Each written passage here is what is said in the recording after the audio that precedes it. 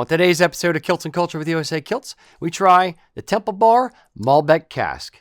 Don't you dare spill a drop of that. Welcome to Kilts and Culture. I am Rocky. This is Erik. Victorian England had a huge influence on the fashions and styles that were happening in Highland dressing in Scotland. Tartan is Scotland's gift to the world, and it is your personal heritage story. Howdy, boys and girls. Welcome to Kilts and Culture. I'm Rocky. That's Erik. Indeed. Today, special treat. Oh, Don't. doubly, Careful, triply special treat. careful. Yes, you gotta be very careful. Please. Our good friend Malcolm Brown gave us a bottle of the Temple Bar Irish whiskey, the Argentinian Bodegas Bianchi Malbec Cask. So that's the long name. Just Temple Bar Malbec Cask. Short version. This is supposed to be some really, really good stuff. At least it's some really, really expensive stuff. So we have some high hopes for this one. Indeed. High hopes. We've got High hopes. Pie in the sky hopes or something? Tasting notes of apple pie and frying hopes. Yeah. I'm too tired to improv today, Rocky. Fair. All right. Okay. Mr. Max, since you're creeping up behind me. I'm already here. Oh, hi, Creeping Mac. up like celery. What the he's hell, stalking. Paul Bunyan? Exactly. There you go. All right. Where's Blue? Is she out here somewhere? What do you have on today? Oh, I've got the Roy MacGregor Ancient. Rob, and with matching hat. Matching hat. Just because he's Mac. Mm-hmm. Indeed. Okay. Mhm. Thank you. Wait, do you have an axe throwing event tonight or something? I am throwing tonight. Are you wearing that for your throwing event? Probably. Awesome. See, now it all makes sense. Exactly. Mhm. Okay. All right. Eric, what do you have on today there? I've got my favorite old one. This is the Philadelphia Police and Fire tartan. It's Very kind nice. of sort of holiday vibe, you know, Yeah. blues and reds and whites, you know. Fair. I have on the Stewart Old Wilson's Bannockburn colors. Yes. It's my favorite, like, random, non-regular Stewart. It is So, gorgeous. yes, indeed. And indeed. and Casey did a good job. Did Yes, Casey she make that did. one for you? Did Casey make it or Susie? Susie made did. it. Susie did. My apologies. Indeed. All right. So the I will also say a very sad occurrence yesterday. Shane McGowan from the Pogues passed away. So as we drink this Irish whiskey tonight, we also raise a glass to Shane McGowan.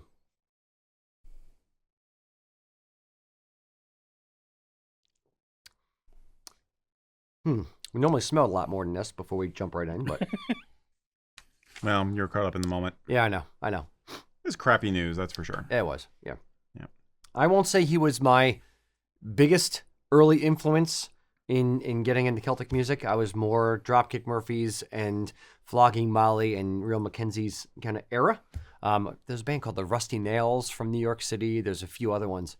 Was kind of my foray into it, but then I started getting into Shane McGowan's and the Pogues, specifically, and kind of went to the back catalog, as it were. Yeah. And it's the band that the bands I liked were influenced by. So I started digging under the hood and started to appreciate what he did for the entire scene, essentially. Yeah, which was a lot. Yep. Let's just say Yeah. a lot. Indeed. As in started it, kind of. Yep. All right. So smelling it. What do we got for the nose there? I got a lot of wood. Yeah. Would it be toasty wood? A little bit leathery for me. Yeah, kind of almost a cedary kind of a wood. No, yeah, it's like I get oak. there's an acidic edge to it. Funny you mentioned that. Yeah. They're saying the nose is dry plum skin because we all Oh yeah, have had that for some breakfast. What are you dry talking plum skin, toasty wood, and ripe berries alongside green oak. Yeah. It's kind of got that fresh cut tree, Rotting like- fruit. rotting fruit vibe. pungent. It's a pungent note. Yeah, Let's it's put it that way. it's a strong odor. Very pungent. Yeah. Let me swirl this a little bit. Let me try to open this up a touch.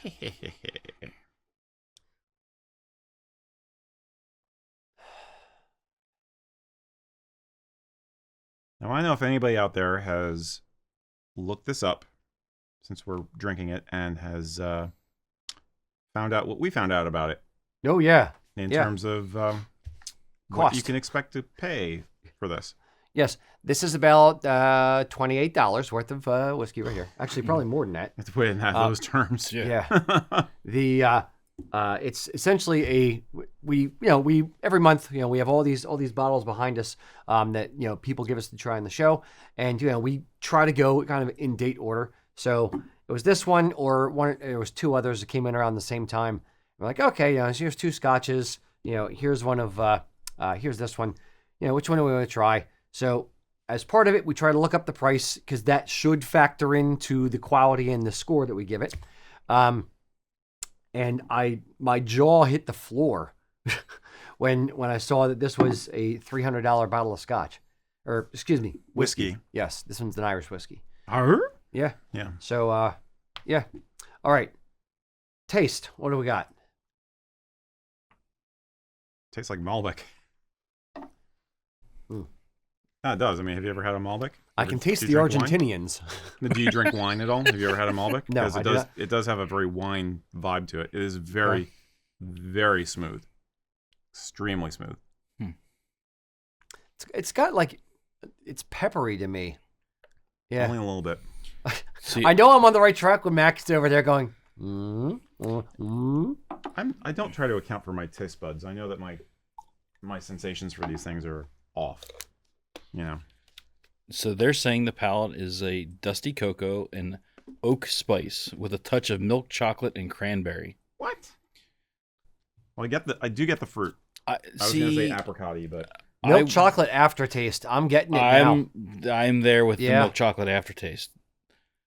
And then it says a finish, a dry spiced finish, and that's where I think that's where you said about the pepper. That's where I'm getting more of that, the very end there that gives a little bit of.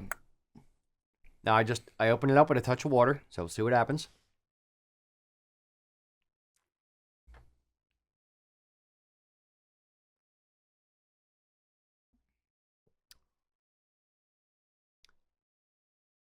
It is smooth.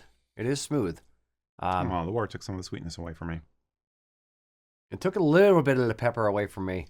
Not a ton. Why are we having such different reactions to this? I don't know. Maybe I have a little bit of a cold. I'm getting the notes that they're telling me. Well, Yeah, I you're know I've hitting had a you're bit. hitting a lot of the marks that they're saying. Congratulations. I guess. Sure. Okay. What are you getting there, Mac? Anything else? I'm along the same lines as you on most of this so far. So I'm also I can see the you're notes, cheating. so You I'm have a to little print bit. notes. As am I. Everything you said is exactly what I'm tasting. Yes, indeed. I can taste the fresh cut oak and spices. The cranberry, I have no idea on that. Like I'm getting nothing cranberry-esque in it. Now, I don't get really any fruit, but I do get the Well, I the got a milk little bit of chocolatey a little bit. For me, it's coming out as The fruit is in the Apricot. smell. I think in the beginning for Yeah. me, that's about the only time I'm noticing that. okay. Yeah, I'm getting a little bit more fruit now that I added a touch of water. A little bit less wood. I get that, I got more burny. I'm broken. I'm clearly broken. It's okay. We'll still allow you to have some of our $300 bottle of whiskey. Whew. I still can't believe someone gave us a $300 bottle of whiskey. This is crazy. And remember, Malcolm, thank you very much. You are an insane person. there's only 1,000 of these bottles produced too. I was not aware there's only 1,000 of these. It's even specialer. Mm-hmm. Okay. Even more specially. The specialist is just. Okay, Mac, give me a score, 1 to 10. Where are we at on this? Did you add any water to it? Or I you did just- not. I did not. Okay.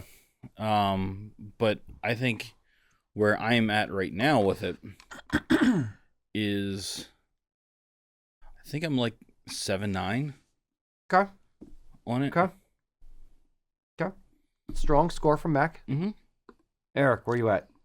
I know you're not tasting the notes that they are telling you you're supposed to know. Maybe I'm fighting off a cold or something. But where are we at as far as your personal enjoyment of this fine whiskey made by Double Bar?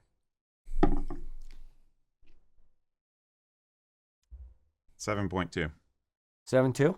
Okay.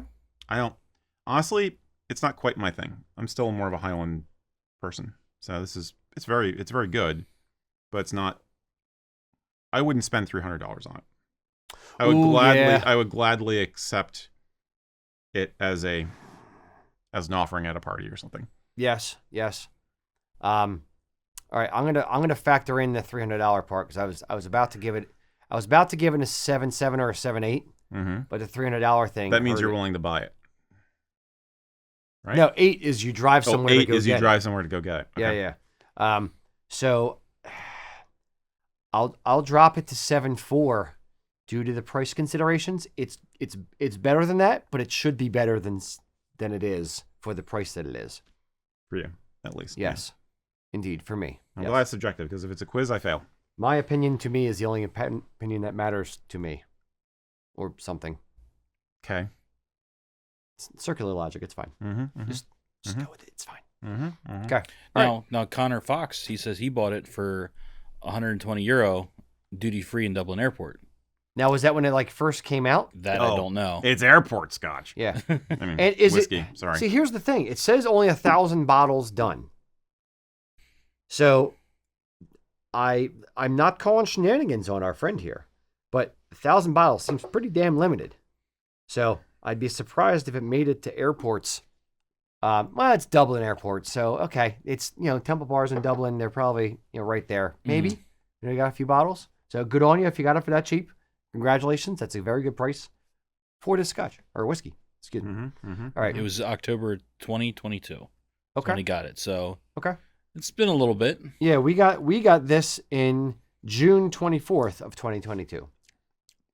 I hate to say it, guys, but the aftertaste I'm getting, it reminds me of when I used to smoke a pipe, and I get that burny aftertaste from smoking. Did you water it at all or no? I did. Okay. I know what you mean. I know feel what you like mean. I get it, know but what I mean? for me it tapers off, and I get that milk chocolatey melt to it. Yeah, I'm not getting that. I know what you mean now. Like the water, I can taste the fact that this is watered down a little bit because I put a few more than a few drops in. But yeah, I still get that like burnt taste bud sensation. Yeah, shall we say? I feel like I was smoking a hot pipe. Yeah, like you get it a little bit like right here. Yeah.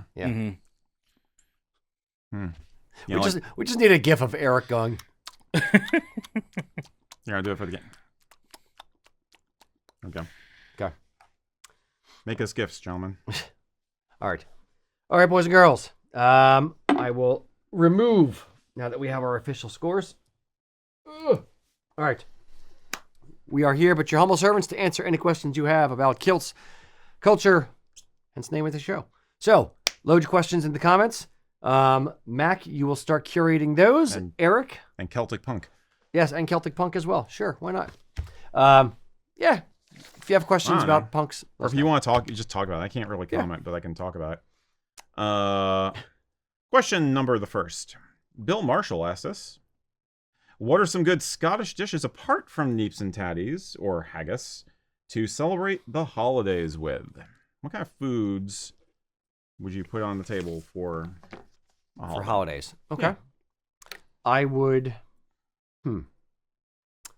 I would say, we may want to bring Mac in if he has any considerations. Mac have an opinion about food? No, it never happens. Mac does enjoy his food. Get in my belly.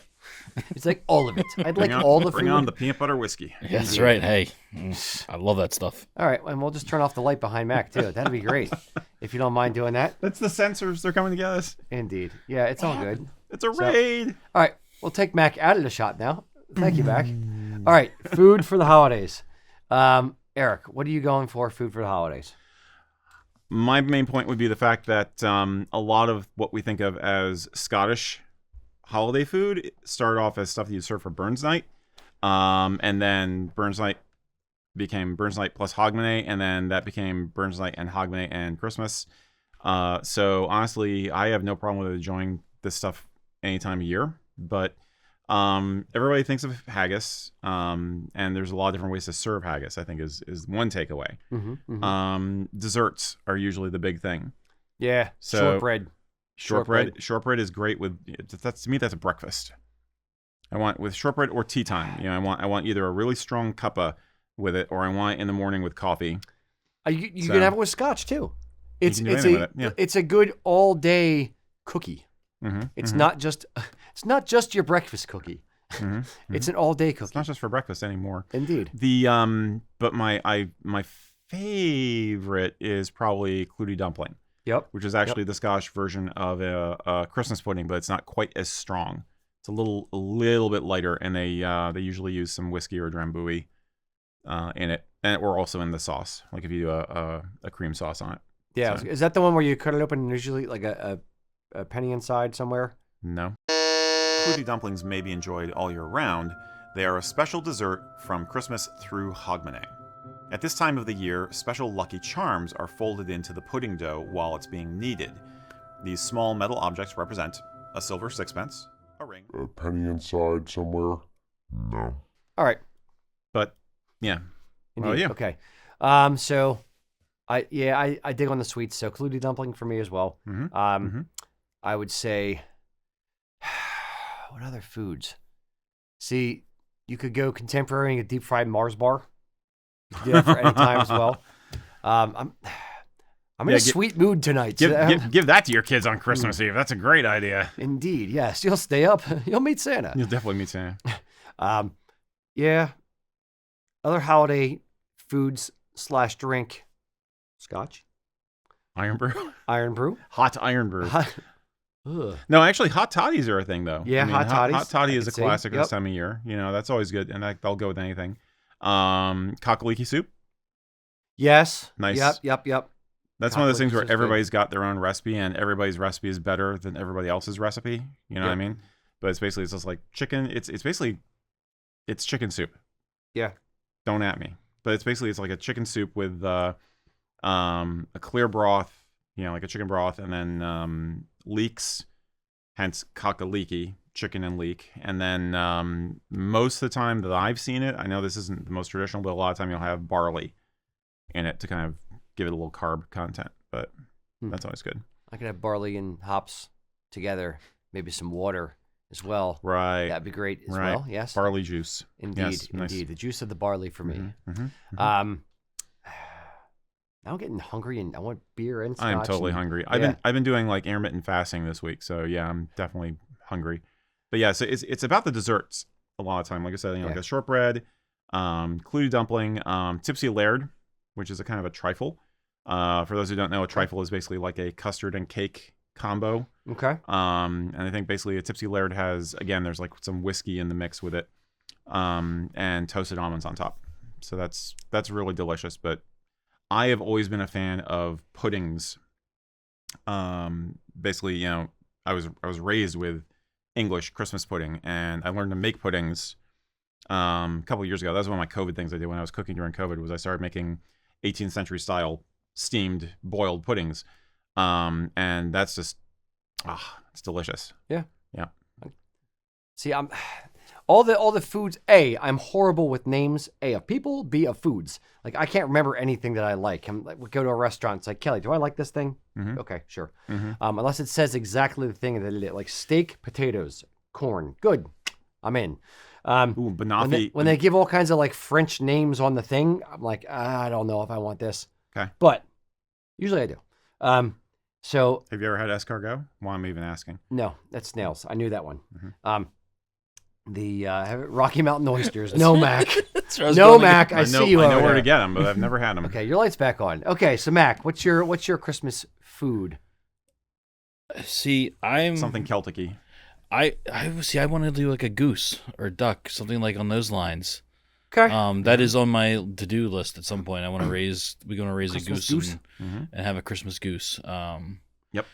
They are. Some of the comments we have coming in too are leg of lamb, meat pies, Yes. scones. Oh yeah. Yeah. Meat pie. Mm-hmm. So those are some of the stuff that are Pasties. coming in. I don't think of scones as holiday per se because we have them all year round at my house. But yeah, like scones are absolutely amazing. Staff of life as far as I'm concerned. And then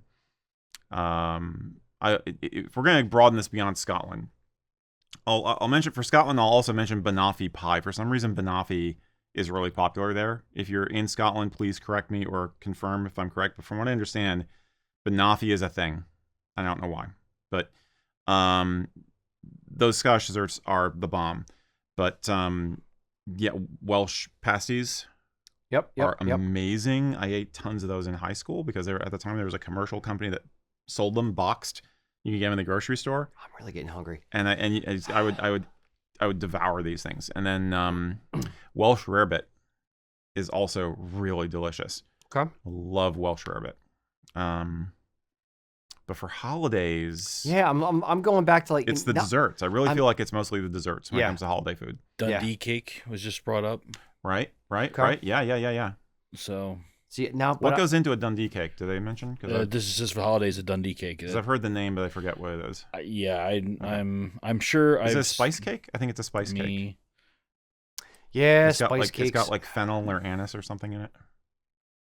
Now you cannot beat the Germans for good spice cakes, and for Christmas cookies, not like Springerlies. You have gingerbread. Like God, Maybe. man, I'm getting hungry. Stop it. You know what I don't think Scotland has, which I really love, is a mulled wine, like a wassail or a glug. You know, glühwein. Glühwein is the German, and glug is what we call it in Scandinavia. Basically, fortified wine with class. Yeah, it's basically wine and hard liquor and spices and fruit. Served hot. the Dundee cake is like a fruit cake. Oh, it's a fruit cake. It has the currants. It has the almonds on top. Yes. Okay. Thank you. I forgot about that. Yeah. Obviously. I'm a visual food person. What's I the need to fennel? see There's a things. fennel or anise cake also. Maybe it's an Irish one I'm thinking of. But anyway, think dessert. Yeah. Think sweets, I think, is the answer. I mean, or do something more creative with haggis. I ran into a recipe for haggis bonbons, Okay. which is basically just haggis dumplings. They're basically like taking haggis and rolling into a ball and putting it in, flour and egg and then deep frying it. Deep fry everything. So course. why not? Yeah. Every culture in the globe deep fries their food at some point. Yep, So, but I'm mentioning like haggis hush puppies basically, and it just sounds amazing, amazingly good. Mac, what is the German almond cookie thing? Springerlies? No, not Springerlies. It's like a hard cookie. It has like almond like things on it. Nickelvoss or something. I don't know, something Voss. I want to say. I will think of it. I'm like seeing all these like visions of sugar plums dancing through my head. I'm getting very hungry for sweets right now.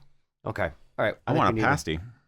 I want shepherd's Man. pie. Shepherd's pie is Yes. delicious too. Mhm. Okay, I want a poll in the comments. Yep. Here's the question for you. My method of shepherd's pie. Oh, here we traditional. Forget traditional. My method of shepherd's pie. I don't care. Rocky traditional. Is Rocky tradition. It's Rocky tradition. Is ground beef and corn, and then the potatoes on the top. Then a little bit of cheddar cheese sprinkled on there, and then browned. So corn in the shepherd's pie, give a nice little crunch to it. Yes, absolutely. Yes. I don't mind that, but personally for me, it's got peas in it, No, good God, I like no. peas in it. Shouldn't exist. and it should be lamb, not beef. I know it's supposed to be lamb. No, it depends on where you're from. Understood. Both are acceptable. Yes, depends but on what part of there's the not supposed to be any islands you're in. veggies.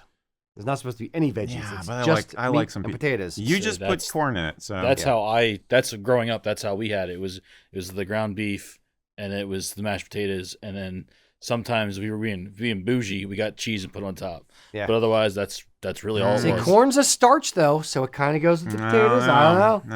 No. I would Peas, getting all healthy. I would saute the onion. I would saute some finely chopped and then saute onion with some Worcestershire sauce, and then Either ground or finely chopped lamb. A little bit of stout in there to kind of start build up a gravy in it. Guinness is great. But any heavy stout will do. And then we actually mix some cheese in with the mashed potatoes when we make the mashed potatoes, and then you have that and a layer of melted cheese on top for baking. When you bake it with the cheese on top. We've gone way too long on this. I don't know, but there is now a debate on here about corn, yes or no. So the correct answer is yes. Chaos. The correct answer is yes. Corn in the mashed potato, or not in the mashed potatoes, but mixed in with the meat. Now, beef. On YouTube, That Ain't Hip said, if you're adding corn, add some bourbon to the gravy. I'm already gonna have. Sounds like a southern thing. I'm already gonna have whiskey on the side. You're suggesting okra next. Yes. Like some saffron. I think I don't know. We should do like a whole food thing. And I think we didn't mention munchie boxes. Which was brought up in the comments too. Yeah. If you want real Scottish food, have a curry. Yes. Have Indian food. Pretty much. Yeah. Yeah. There's room for all of it. Yes. Quick housekeeping. We do have a Scottish Christmas video coming out on the 15th. Ooh. Don't mention food in this one, but we do have a holiday offering for y'all, such as it is. So yes, quite. Mm-hmm. Do you want any more teasers about that? I can give the title. Sure. Okay. Why was Christmas banned in Scotland for like 400 years? What? Yep. And how did it come back? I want to see it now. Don't you? When does this come out? December 15th. December 15th. Yep. Keep your eyes peeled. All right, good. Mac, what do we got out there? Let's get back on track. Let's try. Yes. We have people wanting fried okra now. So Brian Beck on YouTube is asking, what do we all think of being barefoot while wearing a kilt? I don't tend to go barefoot that often, but I don't have a problem with it. I mean, am I getting dressed and haven't put on my kilt hose yet? Am I on the beach in the sand? Sure. You sound like you're doing a mafia joke. Am I on the beach in the sand Am for I a you? clown to Am I you? a clown to you? Am I a Bigfoot? Do my oversized shoes offend you that I need to remove them and then go barefoot in the sand with you? Get the f*** out of here. Well, when you left only one set of footprints. Indeed. Yes, Yeah. he does carry me. Yeah. Would I go barefoot in a kilt? Rarely.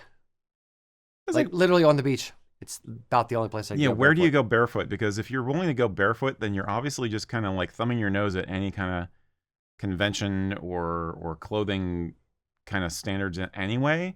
So like, who cares what you're wearing on the rest of your body at that point? I mean, you might as well say, is it okay to wear a sarong barefoot? Is it okay to wear, Daisy Dukes and be barefoot? I mean, you're going without shoes, so obviously you're as casual as you can possibly get, right?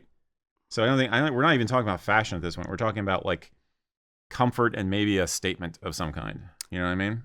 Indeed. I would say that there's only one way that I will find it acceptable for you to go barefoot at any point in the future is to pass the test of walking across hot coals barefoot first into an entire bed of broken glass. Nah, that's a little harder. Then your mettle has been tested, sir, and you can go barefoot. See, it's the context thing again. I mean, I've known like at events and festivals, there are people go around barefoot all the time. And if they're wearing a kilt, it's because it's like they're trying to do the whole back to nature kind of vibe for whatever reason. And I'm fine with that until it comes to like going to the porta potty. And I don't understand how those people deal with that, but I guess they figure, okay, my feet are toughened up and they're dirty already. Yeah, but might as well get some bacteria in there. Really, complete the trifecta. Was it the staph infections? Here we come. No, what's that? The rotavirus. You get some rotavirus that way. No, but seriously, I mean, rotavirus. If you're a Burning Man, you want to go around in a kilt and barefoot, fine. If you're coming to my house, I'd really appreciate if you put on some shoes. Oh, at least socks in the house. But it's not a fashion thing at that point. It's a statement. Yeah. You're making a statement, or it's a comfort thing, like I said. Yeah. You know? Indeed. Yeah. Yep, that's about it. Mac, that was a interesting question. It was. I mean, but you said about that. I mean, growing up, I was barefoot all the time, and we You're had feral. we had our driveway was on a hill, and it was a stone driveway, and I used to run out the front door and go down to the mailbox, and I would slide on my feet all the way down the hill on the Dude, stones. callus is an inch thick. I mean, I go out in the snow, like when it's wintertime, and when we used to get snow, Yeah. I used to go outside and do chores outside barefoot in the snow. Yeah, my brother-in-law will wear flip-flops in the snow, Mhm. you know, on a regular basis. You know, he doesn't care about temperature with his Yeah, feet. It's what you're used to, and Mhm. yeah, there's a lot of arguments that it's actually good for you, especially for kids. You know, it's you know, Toughens them up. so Now I'm old and brittle, so you do you, buddy. Indeed. All right. I don't know how I feel about going barefoot with a kilt. Yes, only to formal events. That's where you go barefoot. Yes, the most formal of Fred Flintstone events. Yes. Now, okay, here's another question though. Yabba dabba shoo. Barefoot or buckle brogues? Oh, that's If you were buckle forced- brogues. that was the question brought up. Would Rocky rather Which go would you barefoot yes. or buckle Oh, brogues? why did I do this to myself? I would lop off my feet and walk on the bloody stump so I wouldn't have to make a decision. But you ain't got no legs. Rocky, Yes, I know that. Sounds good. Indeed. I'll go get my sword. Yeah. Buckle brogues. Okay. Now wait, what if you just wore spats? It's formal, but you still get the comfort, and you're making that political statement. But you're is formal. that like a foot mullet? Yeah, it's like a foot toupee. Yeah. Just wear the spats and go barefoot, which I think With I just think your Fred toes Flintstone sticking did out that too. underneath. Exactly. Or if you wear those with the wasn't they have those things? I'm assuming hikers still, some people still wear them, but they have like it was like a piece of like plastic or rubber that you could like stick It's to a the bottom of sticker your on foot. the bottom of your Oh, foot. those yeah. things. Yeah. Yeah, the ultimate. It's like Are because those people still were a getting thing? into barefoot running, but they still realize, oh wait, I'm getting hurt. Wait, So- wait, so- this is painful. I used to wear Vibrams, the original toe shoe? original toe shoes, and they're okay. But then I went like hiking out in Arizona, and I was like, yeah, this is. No, actually, here it was bad. Arizona, it was fine because it's all sandstone. Okay. It's soft. It's so super cool for like trail running, trail walking out there. But here is like everything is 3D. Like we live on the most difficult part of the Appalachian Trail, and it's just like ah, ooh, ah, ooh, ah, ah. So Ooh, ee, ooh, ah. yeah. Bing, Anyway, bang, Barbram shoes. big tangent. Let's move All right. on. Next. Okay. Sue Becker. This is one for the ladies. Sue Becker asked us, she said, you often comment about men not wearing Saxon cut jackets with kilts. Would the same apply to women wearing a blazer or a cardigan with a kilt? Or for women, would it not matter as much? I think we pretty much know the answer to this, but for clarity's sake, Saxon wear is a endearing term invented in Scotland to refer to not Scottish clothes, basically a regular men's suit. What the English are wearing is called Saxon wear. So, regular suit. Regular clothes. Regular suit. When you're wearing the main difference is a kilt jacket is cut about 3 inches, 3 or 4 inches shorter than the bottom of your sleeves, and a regular suit jacket is usually about 3 or 4 inches longer than your sleeves. So it's about a 6-inch difference in the bottom of the jacket. If you're wearing a regular suit jacket with a kilt, what ends up happening is in the back, you cover up like all the way down to like almost essentially like halfway down the back of the kilt. So you only see about 10 inches or so of pleats sticking at the bottom, and it just looks a little odd. You're covering up too much of the kilt. For women's wear, if you're wearing a kilted skirt, a maxi kilt, a hostess skirt, and you wanted to wear a blazer with it, then yeah, it's fine because you still have a lot of tartan fabric below the bottom of the jacket. If you are wearing a mini kilt or a midi kilt or something like mid knee or a man's kilt, I think it would look weird on women as well as on men. Yeah, I think you can get away with it a little bit more because I'm not going to worry about the sweater thing. A sweater is a sweater, but with the blazers, women's jackets are cut on more of a Bell shape. a belt, like a taper, a flare. That's what I'm going to say. They have more of a flare cut to accommodate the hips. So it tends to be a little more pleasing to the eye. With a Saxon jacket with a kilt, you definitely get that, rectangle, and then kilt. And it just looks more blocky, chunky, and awkward. And you're covering up the pleats. I think it's more flattering if you're showing more pleats, for either sex. But I think you could probably get away with a more form-fitting, close-fitting blazer. Something that just, again, has a nice flair to it. That said, a higher cut jacket is still going to look better on you as well. And it's going to be more flexible because it'll be fine with, regardless of what the length of the kilt you're wearing is. My opinion. Yeah, but if you have a normal length blazer worn with a longer skirt that you like. You're fine. Yeah, pretty much. So, cool. There you go. Cheers. Easy. All right, Mr. Mac. Alrighty. So we have Lewis Collingwood asking, when attending family festivities for the holidays, do you think it's best to go with wearing family or clan tartans, or tartans that follow the colors of the holiday? He has both to choose from.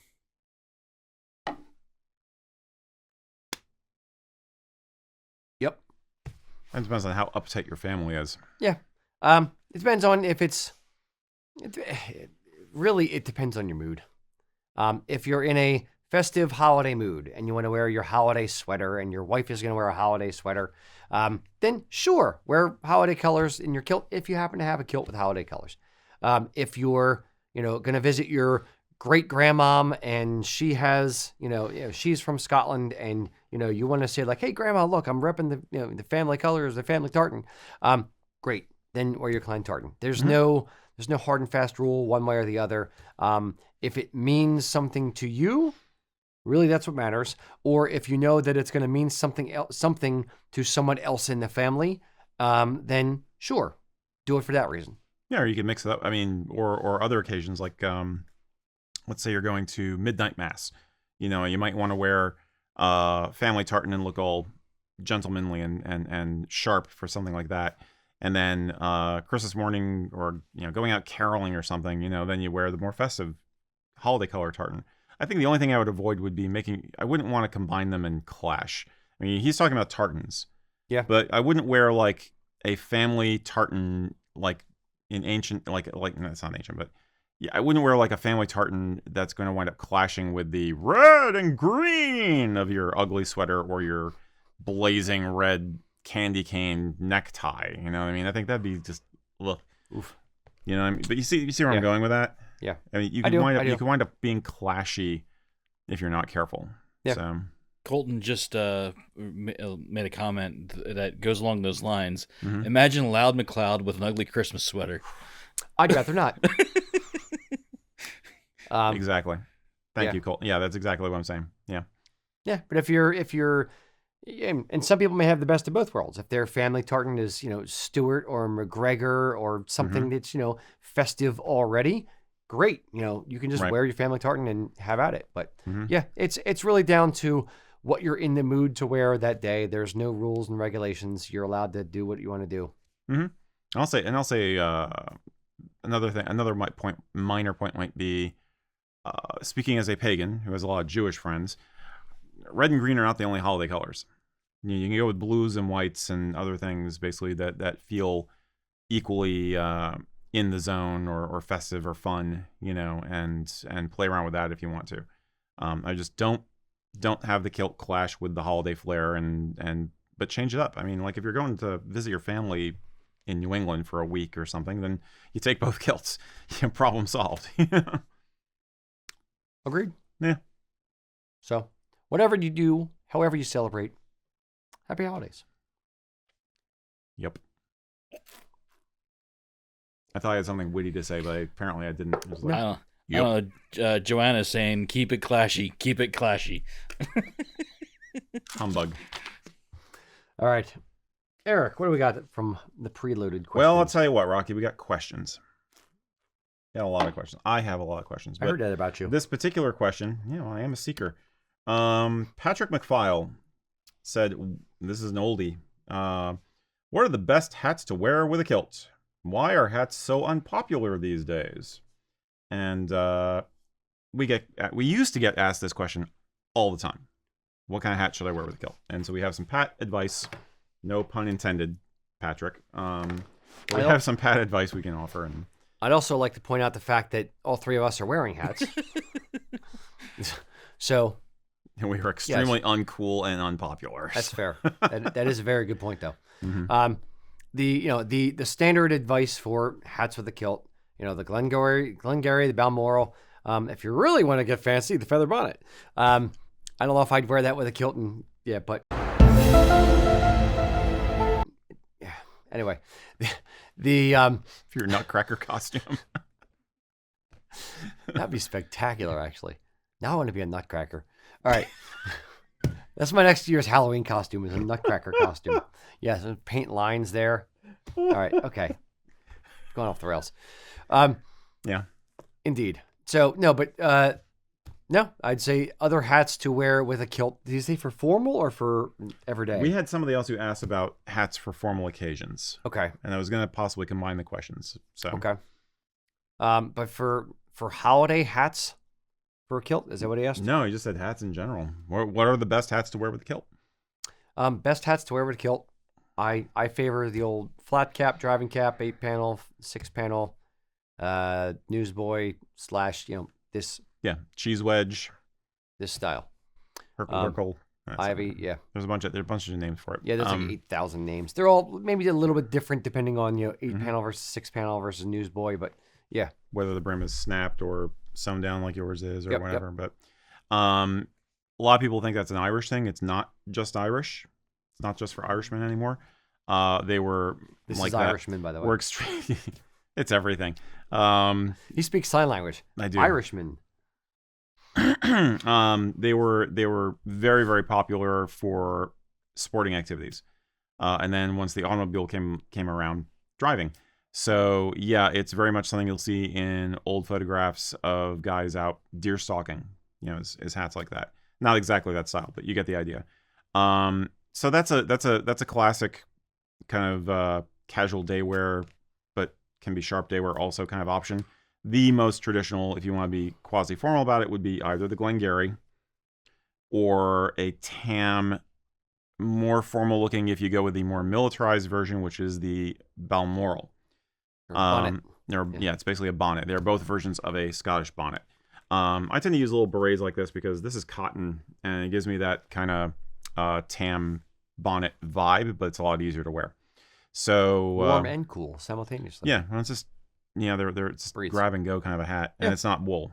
So the rule of thumb we have for hats is try to avoid anything with a very wide brim.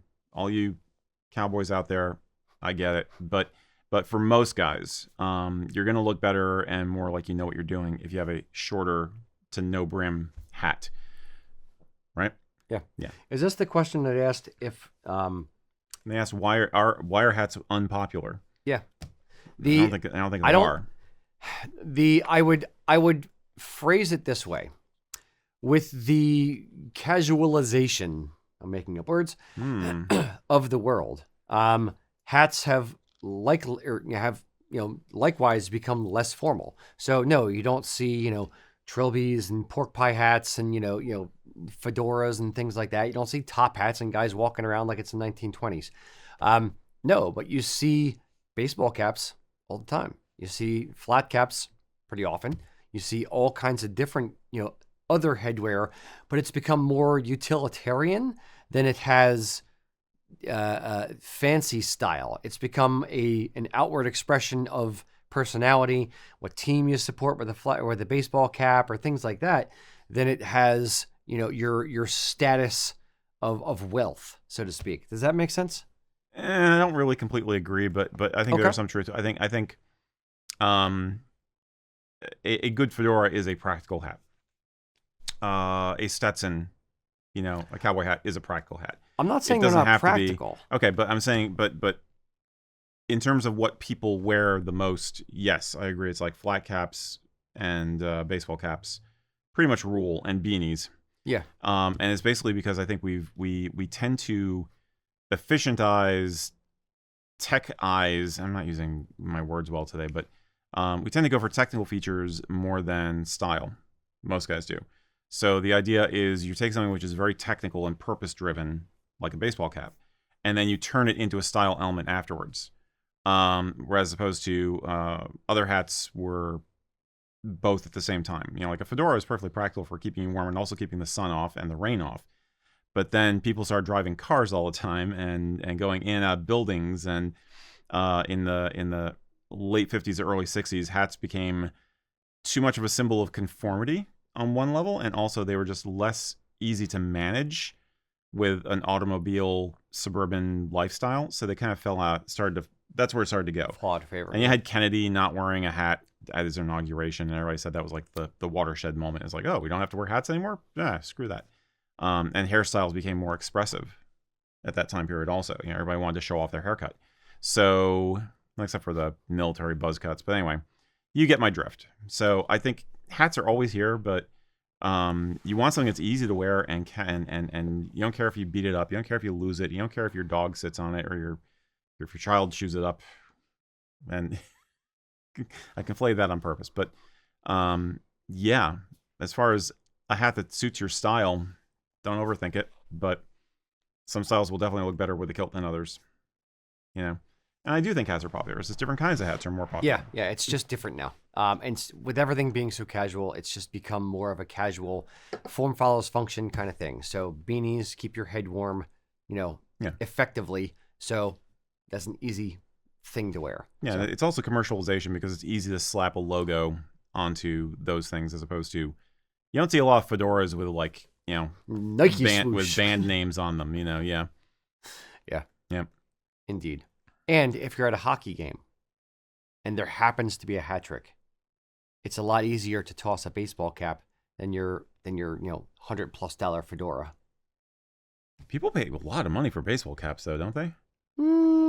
They can. That you can, but baseball caps are still like what? I don't really buy baseball caps. I don't know. We looked at t-shirt prices earlier, and that's fair. They were up. I mean, $30 ish, $25. 25, 30. Yeah. I mean, I wear baseball. Okay. I wear hats all the time. So yeah, me too. Yeah. So it's. But I also wear never a lot going of out of weird style. hats. Yeah. Mm-hmm. Yeah. Exactly. And right. when you're blessed with the solar panel up top, hats are nice. Indeed. Now there is some questions on your hat, particular Rocky. Ooh, my hat. People are asking, is it a Boston Scally? It is. See, here is product placement. They should give me free stuff. I love Boston Scally and I hate them. I love the fit of their caps. The quality of the material is okay. It's a wool acrylic blend, and it's much more acrylic than it is wool. And being bald, here's one thing. I'm going to go off on flat caps on Boston Scally for a minute. They put this. I'm going to take a break. They put this logo, this screen printed, rubberized D kind of logo in the lining of the hat, and when you are bald, it sticks to your damn head after time. I did not glue my hat to my head. So there's a couple of mine that I've actually cut the lining out of. In fairness to them, the inside underneath the lining is well finished, so it's not bad. But yeah, this is a Boston Scally. I like the cut.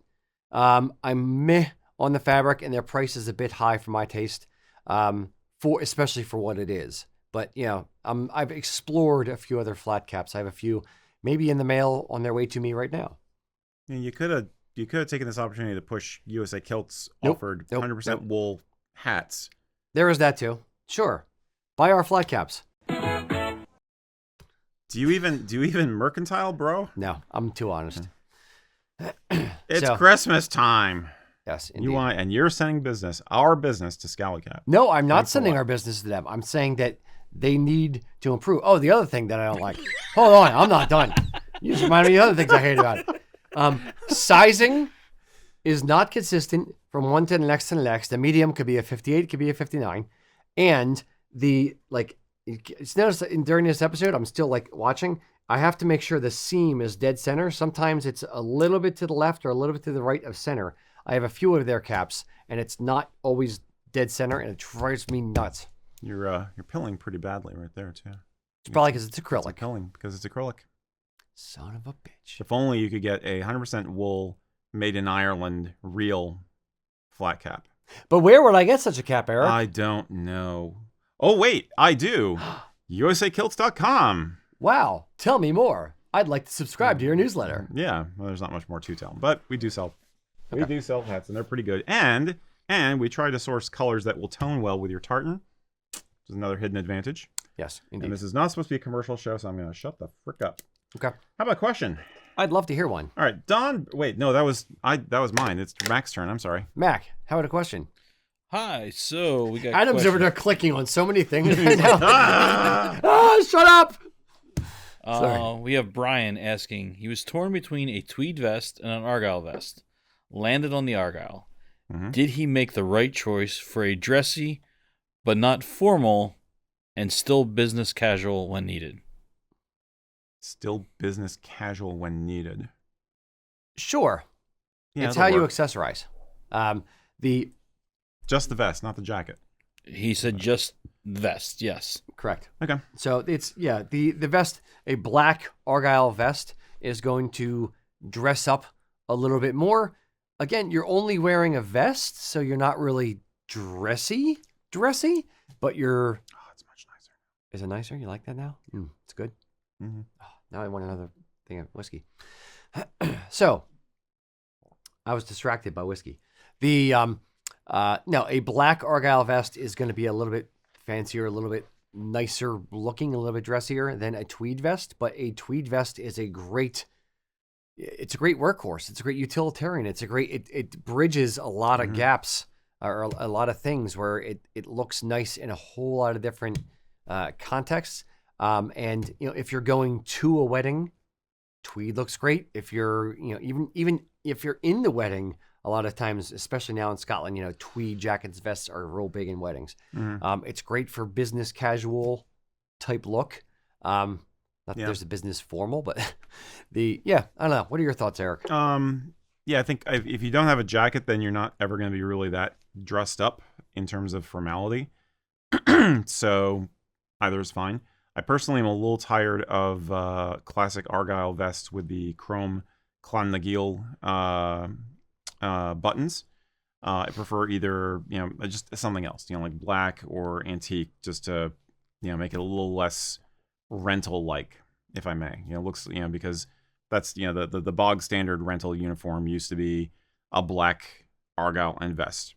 Or PC. Or PC. And I own those, and I use them and I like them. But if I wanted to get the most use out of something these days, I probably would avoid the chrome. Because it's going to work better during the day. And in the evening, the pewter is acceptable. Or the black is just going to disappear and it's therefore acceptable. But again, he's not doing anything actually formal if he doesn't have a jacket. So don't worry about it. I think you made a fine choice. And in the future, you may want to get a tweed vest as well. I would point this out. I would still have I don't have your aversion, so to speak, to the chrome buttons. I think they look nice when you are dressed formal. Sure. We've also been doing this for a long time, and we get bored a little bit with it. Meaning we want to change things up. Not that we're bored of Highland wear, but that we like playing around with it. Yeah. So I still think that's a nice bog standard, but I would do other things. And a vest, it's not like the vest is going to be like $500 on its own. No. So I may have 2 vests or 3 vests to be able to do different things at different times. Yeah. Yeah, they're very affordable compared to some of the other stuff out there. So yeah. No, I'm not against chrome. I like different stuff more often now.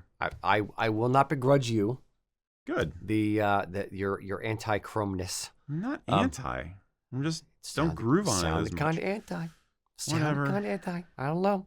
No, but I'd probably I would own one to have it for the events where I would need it, and then as budget allows, I would get a tweed as my secondary, Sure. and then as budget allows for potentially a third, I would do something little funky, little artsy, maybe the black button thing. Who knows? Velvet. Well, now your budget's going Purple, up. But purple yeah, velvet. Yep. I don't know if I'd do that. So yeah, don't second guess yourself. It's fine. Yeah. Cool. Yup. Next. Okay. Justin the Fifth. It's actually Justin V. So poor joke. Sorry. Justin had this to say. I have a kilt that, full disclosure, I did not get from you. It's an 8-yard, 13-ounce wool. My rise measurement is 2.5 inches, and I understand that these days a standard rise on a kilt is 2 inches. However, the rise on this particular kilt measures to only about 1 inch, and I feel like I am having trouble keeping this kilt on my hips. Don't quite get that. Can you please discuss the importance of a proper rise measurement in a kilt and how it helps your kilt to fit better? So you might want to define what a rise is, and then I'm not sure I understand what his problem is personally, but I'm sure you can figure it out. What's your problem, buddy? He says the rise of his kilt is preventing him from fitting on his hips. The full disclosure, we had this question ahead of time. Erik is reading it, so we had it ahead of time. And I did think about this for a little bit, talk to Mac about it for a little bit, just to make sure I understand what the heck he's talking about. And I used my phone a friend. I called one Miss Barb Tewksbury. And the part that confused me a bit was he's saying his rise measurement is 2.5 inches. Mm-hmm. And I called Barb and I said, Barb, have you ever measured someone for a rise? Like outside of just like the standard 2-inch rise? Have you measured, like, is it something that's measurable? And she said, no, I just make a 2-inch rise. If someone says they want a 3-inch rise or a 4-inch rise for military, then you have a 4-inch rise, but it's not something you measure. Mac, same thing with you, right? Yeah, You've never heard anything. Yeah, I've never come across that. Been measured for a rise. So it's just a function, not a customization. Mhm. Correct. It's not. Now, if I had to guess, maybe the rise is essentially, from the middle of the top buckle to the top of the kilt. And maybe if someone wanted to wear it like up to the bottom of their ribs, they're measuring from the top of their hip bone to the bottom of their ribs if they were measuring it. But I've never asked anyone for the rise. So don't know about that. But 2-inch rise on a kilt is pretty much bog standard. And that's, again, if you point to your belly button, go over to the side of your body and jam your thumb right in line with your belly button, you're going to feel the top of your hip bone. And that is where the top buckles on your kilt are going to sit. And that's essentially what helps keep the kilt up is you're cinching the buckles on that part because your hips aren't going to get bigger or smaller as you gain or lose weight. It's a hard bone that you can actually sit on, and then your kilt won't fall down. Now, the rise on a kilt, again, speaking to Barb, she confirmed all the things I was thinking about. Rise on your kilt should essentially, in her words, should actually flare out a little bit. Think of the top of your kilt from the center of the buckle to the top, for lack of a better term, kind of as a bowl to help hold your fat. It holds your flesh. So when you sit down, like you see I have a little bit of, fat right here sticking out over the top of the kilt. That's, held by the rise, which is, again, center buckle to top of kilt. The kilts we make are essentially straight up and down or a little bit flared out, where it may be a problem that he's referring to is if his kilt tapers all the way from the bottom of the fell all the way up to the waistband. Mm-hmm. So it goes past the buckle and continues tapering in. If that is the case, then that is going to be the narrowest measurement at the very, very top of the waistband, and that will sit on his hips and kind of slide down a little bit. Mac, is that kind of what you're thinking as well on it? Yeah, I think that seems to be what he's talking about, because it reminds me of some of the ladies you have over there. They'll talk about that with their kilted skirts or their middies or whatever, how it just it wants to sit right at that point. Yeah. And that seems to be, the case. So yeah. If that is the case and you have a kilt made by someone that tapers all the way up into the waistband, then there's not a whole lot you can do outside of literally ripping off the waistband, tearing down the top 2 or plus inches of the kilt and then resewing them from bottom. It is a major reconstruction, which is going to cost way too much money. Yeah. So don't worry about that. Yeah, you're better off buying a new kilt at that point. But it's going to like water, it will find its level. It will go down and it will hug at that spot. So yeah, I would say either sell it and, use that money to recoup it a little bit and, buy a new kilt made to your measurements, or it's just going to, cinch down to that measurement and that's just where it's going to be. So, not to disparage, but are we saying that like either this person who made this kilt that they got didn't know what they were doing, or they have a very unusual methodology which doesn't necessarily work for everybody and they just haven't gotten other complaints on it? Do we know if this was made for him or if he bought it off like... I think, I think I got the inkling that it was not made for him. It was made for someone else and he got it. He just said, I have a kilt, full disclosure, was not made by USA Kilts. And he just says what it is. He does not say where he got it or whether it was made custom for him or not. Okay. So it's the only time we've ever put it was a custom-made kilt. He's on in the on comments. there now. He's Yeah. custom made. Okay. Okay. Hi, Justin. Then it shouldn't be a 1-inch rise. Then your kilt maker didn't know what they were doing. Sorry to be blunt. It seems like it. I was gonna say, well, maybe it was made for someone else who asked for it with a low rise because they wanted to wear it a little bit lower on the hips. If it was made for you, then That is concerning. Yeah. Then I'll say it was. I'll go out on a limb and say it was made wrong. I'm not disparaging a particular kilt maker because I don't know who it was, so I can say it. And still fall within our we don't talk bad about competitors rule. But yeah, it shouldn't have a 1-inch rise unless at the time where you ordered it, you specifically said, I want to wear it lower on the hips. Therefore, make it with a 1-inch rise. That's the only way that Mac or I would ever make something, or any of our kilt makers here, would ever make anything with a 1-inch rise or less than a full 2-inch rise, is if someone specifically asked for it. Otherwise, 2 inches. And even then, you'd be like, are you sure? Yep. Can we talk you out of that? Yeah. Yeah, and he's saying this is just one of many problems he's had with this kilt. So sorry, dude. Yeah. Then it may be an issue with the maker. Just like anything in life, there are better quality things and lesser quality things. I don't know what you paid for it, nor am I asking. It's just... Well, maybe their other work is fine, and this was just something went wrong that day, or they messed something up. It's like, or maybe it was know. Earlier in their career. Maybe he was trying a new kilt maker, trying to give a young upstart some funds. Yeah. And it was their third kilt that they made, and they're just figuring out the craft. God knows, I don't want anyone to look at the first kilts that we were making because they are not good either. So you have to learn. You have to go through. You have to pay your dues. You have to go through the process and learn everything. Unfortunately, they may have learned on your kilt. Oof. Yeah. But yeah, see if you can sell it and then invest in something that's better for you. Yeah. Or just relegate it to something you wear for more casual events. That's true. Yeah. You're going to wear it to the pub. Make it up a hiking kilt. Make it a hiking kilt. Yeah. Make it a festival kilt. Sure. Yeah. Cheers. All right, Mac. Is it time for the thing? Oh, hey, let's do the thing. Since we didn't think about the thing and what time it is for the thing. So here's the thing. Our ambassador, Sean Magushkin, lives on Vancouver Island in British Columbia, Canada, with his wife and son. Sean holds a BA in history with a minor in English literature. However, his career is in the Royal Canadian Navy. He's spent the last 36 years or so sailing on everything from destroyers to interceptor boats.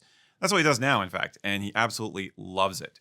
Not surprisingly, Sean credits his time in the Navy with allowing him to see the world and meet amazing people along the way. His most beloved corner of the globe, though, is his own British Columbia. As a sailor, Sean has gotten to know every little inlet and cove along the rugged coast. When he's not at sea, you'll find Sean hiking in the forests or mountain biking. And yes, he has worn a kilt paddleboarding and even mountain biking once, which I really have trouble wrapping my brain around. Sean has a healthy mix of Scottish, Germanic, Irish, French, and maybe even a dash of Norse in his DNA. His father's ancestors were MacDonalds, Wallaces, and Cyrils from the borders. Meanwhile, his mother is a Macmillan and the daughter of a Dutch war bride from liberated Holland. The families came over in the 19th century and, like so many others before them, gradually moved west until ending up on the island. Sean and his wife sing in a Scots Gaelic choir, which he says gives them a really unique insight into the history and the culture. For his own part, Sean likes to keep locality in mind when it comes to heritage. As he puts it, I don't really dwell on some of the more pop culture elements of what people define as being Scottish. I try instead to look at my heritage through a very Scots Canuck lens. Sean first got into kilts back in the 90s. It sounds familiar. And maybe just a couple of movies that came out then were involved. Just saying. While he does enjoy dressing up in his tweeds and a PC occasionally, most days you're going to find him trudging along through the woods in a kilt, a flannel shirt, and a torque. And yes, that's all year round. As Sean puts it, kilts are the Swiss Army knife of clothing. They can be everything and anything you want. Sean's kilt is certainly accepted and appreciated in his community, and he puts this down to the fact that Canada is a very multicultural society, and British Columbia itself has a lot of deep Scottish roots going back to the Hudson Bay Company. Sean says, it's more normalized to see people in their cultural dress here. I'm just another one, but maybe a little bit more colorful. In fact, I've had great experiences with people from the Sikh community and some of our First Nations residents who see the commonalities of the cultures. Personally, I really love that. Sean firmly believes that anyone who's got the heart for it should buy a kilt, wear it, and enjoy it, even if it's a cheap one to start with. Always remember, as the old saying goes, a man in a kilt is a man and a half. Oh, one final note, I want to be sure to mention that Sean is also a writer. He's a big fan of history and historical fiction, but his own writing is science fiction and fantasy. Here's a link to where you can check out his stuff. Thanks for all the inspiration, Sean. Keep it up. Yeah, that is Sean in a very small nutshell. Here's to you, Sean. Absolutely. I enjoyed talking to him. He's a man of few words, actually, but I was tickled to find out that we have similar tastes in history reading. He basically he's very much into 19th century stuff, like I am, and we're both fans of George MacDonald Fraser. It's one of the best historical fiction authors in history, in my opinion.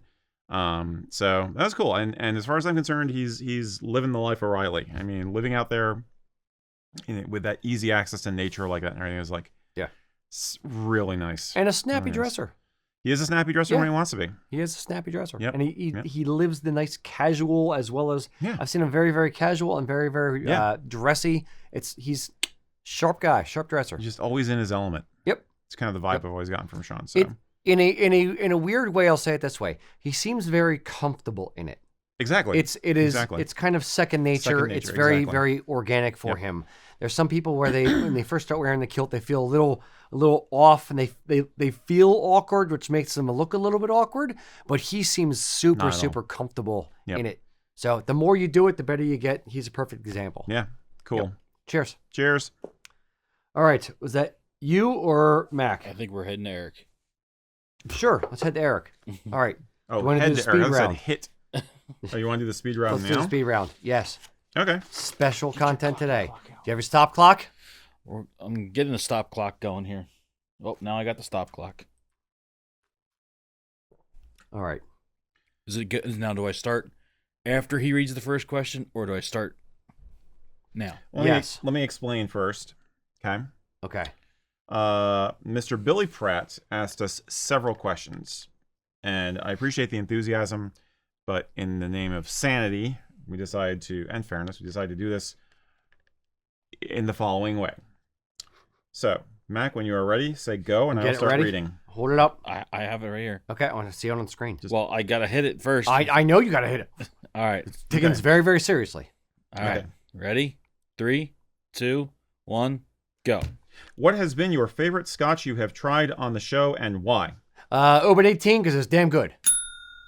For a plus-size guy, what is the best way to do at-home measurements? Have a friend do it for you and follow our instructions. Will the Appalachian Folklore Tartan ever be available again? Pass. Are the two-toned kilt hose reversible? Nope. What is your favorite kilt pin and why? Fender because it's badass.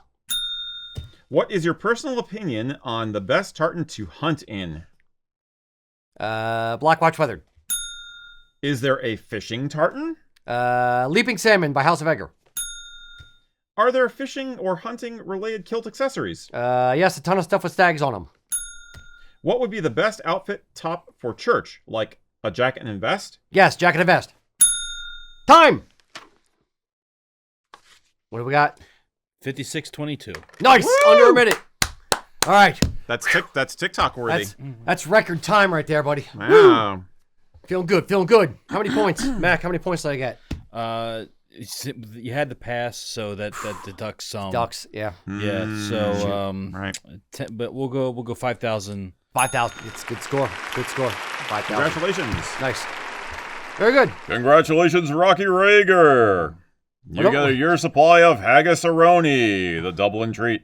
That wouldn't be Dublin. I should say Edinburgh. You fail your geography test for today, my friend. That was all improv. Give me a little I know. slack. None at all. All right. Mac. I can't believe there's a salmon tartan. Leaping salmon. Leaping salmon. That's a nice tartan, Rocky. House of Edgar has had some fun naming their Leaping Hebridean salmon. collection. Yes. So I thought that's where that one was from. Yep. Mhm. All right. Mac, you're up. All right. So we have Andrew asking, Leaping salmon, Batman. That's. I almost got him. Bastard. Andrew's asking, braces question. Would it make sense to make Did you a say kilt braces question Braces. or a racist question? braces? Which Okay. is sawed off. But Would it make sense to make a kilt with a fishtail back if I plan on not using a belt? Also, would using braces with buttons in the front cause the kilt to bunch up weirdly? Wait. Fishtail back Wait. on a kilt. Yes. So there's a lot going on here. Fishtail back on a kilt. On a kilt? You've heard him. Not a jacket. You've heard I him. thought I said jacket. No, on a kilt. He wants A kilt with a fishtail. because he wants to wear braces with his kilt. But why would you need a fishtail Okay, just to wait. get braces? Okay. Mac, would you be so kind as to explain fishtail trousers? Or fishtail trousers? Well, Rocky loves his +4s so much, and loves trousers with the fishtail in the back. Fishtail Trews. Oof. He You're gonna loves let him do it? I'm gonna let him do it because he loves them so much. so that people know what we're talking about. Yeah. Yeah, fishtail back is basically, it looks like kind of like your upper lips, how it goes up, dips down, goes up, and goes down. So imagine, get it close up.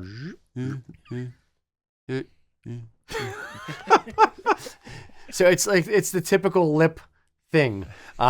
Sorry for everyone who had to see that. I know how my wife feels now. So anyway, that's on the back of Trews. And they're high waisted, and then it has that, and then the top two, peaks as you will, will have buttons on them for suspenders. Would I do that on the back of a kilt? No. It would be, because when you make a kilt, you're essentially just tearing it to length. You're tearing the entire 8 yards straight down. So if you wanted a fishtail back on a kilt, you would have to either put something on after the fact, like sew it on to the waistband to go up higher, or you'd have to cut long, maybe cut the kilt out 3 inches higher than you would normally want to put the waistband on, and then as you're trimming the excess fabric, you're just doing the wave thing on the back. Neither of which are great. So no, you wouldn't need fishtail back. Frankly, I don't know why Fishtail Trews have the back. I'm assuming Eric's going to tell me since he's raised his hand. Yeah. For the front of the kilt, what was his question about making it weird on the front? Would it bunch up? Would the buttons in the front cause the kilt to bunch up weirdly? I've never worn braces with a kilt. Back to like military stuff and where braces were on a kilt. I know you've seen photos, and you may have seen photos I've worn as well. my military he's one actually with- worn Do they do both buttons on the under apron, both buttons on the over apron, or do they do one on each? Both buttons would be on whichever apron. Okay. So it's at least even some of the originals that I've looked at. It's they've either been on the under apron, on the front side of the under apron, or they've on the back side of the front apron. It doesn't seem to have necessarily a rhyme or reason for which one. I think it just comes down to personal preference Right. on that. So braces on a kilt do make it interesting, especially if you don't take the braces off to get in and out of, because you're kind of doing a weird like maneuvering around. And for those wondering, by the way, braces are the fancy British word for suspenders. There's actually a minor difference, but I think suspenders have the clips and braces have the buttons, but close enough. They're essentially the same thing. It's the straps go over your shoulders.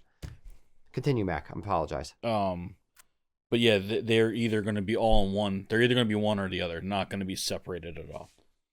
See, to me, it makes more sense to have them separate so that you're not yanking up on the under apron and then have like that weird, 2 layers up top, or on the under or on the over apron and have the bottom be separate. Like, you see the under apron underneath. I guess the thought process is, especially if there's ones that if they still have the straps and buckles on, your front apron's still going to be held up with the strap and buckle on. But if it's pulling, I don't know.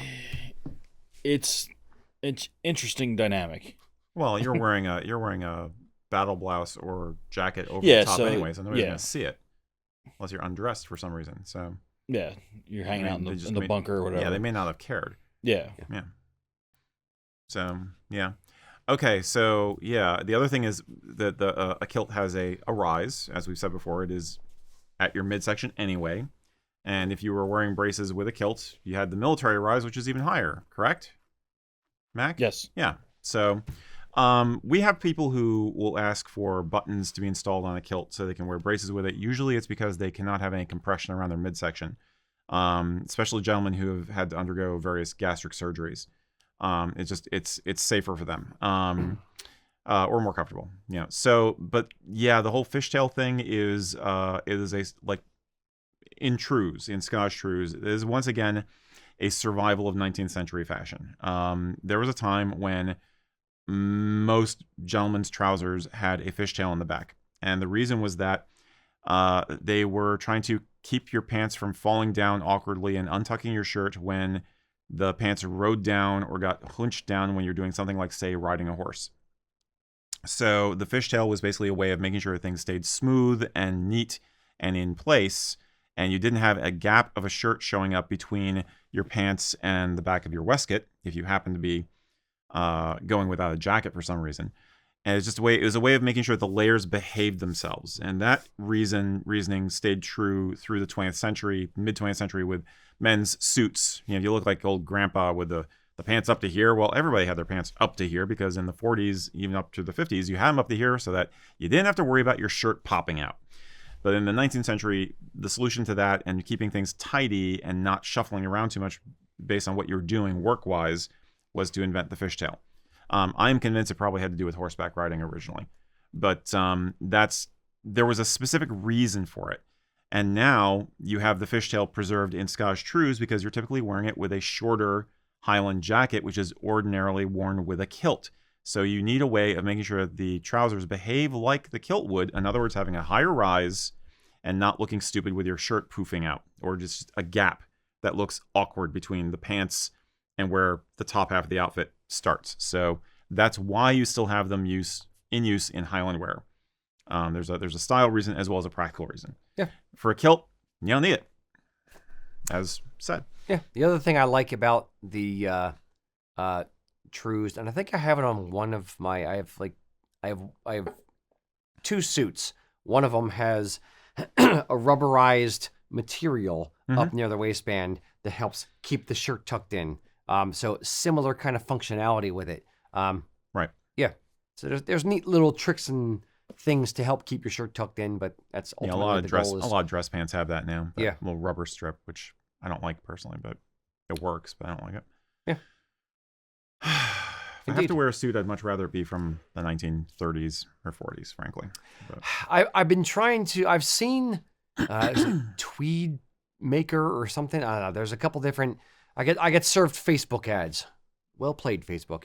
I get served Facebook ads for like tweed suits, like old timey tweed looking suits and stuff. And I'm like, I kind of want to wear tweed suit, but Mm-hmm. I don't know how often I'd wear it. Mm-hmm. So I don't know if I want to buy one. But You know what would make that tweed suit look better?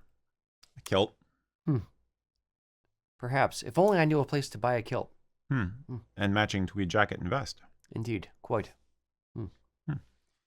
Anyhow, no, I feel your pain with that. I mean, I'm happy to see those styles come back. I'm amused by how they do a twist on it sometimes and make it appeal to the kids and make it, it's like, this is a new style, but they're like taking part of an early 20th century suit and then changing it. And it's just like, sometimes it looks good, sometimes it looks kind of stupid. Now I want to see a tweed zoot suit.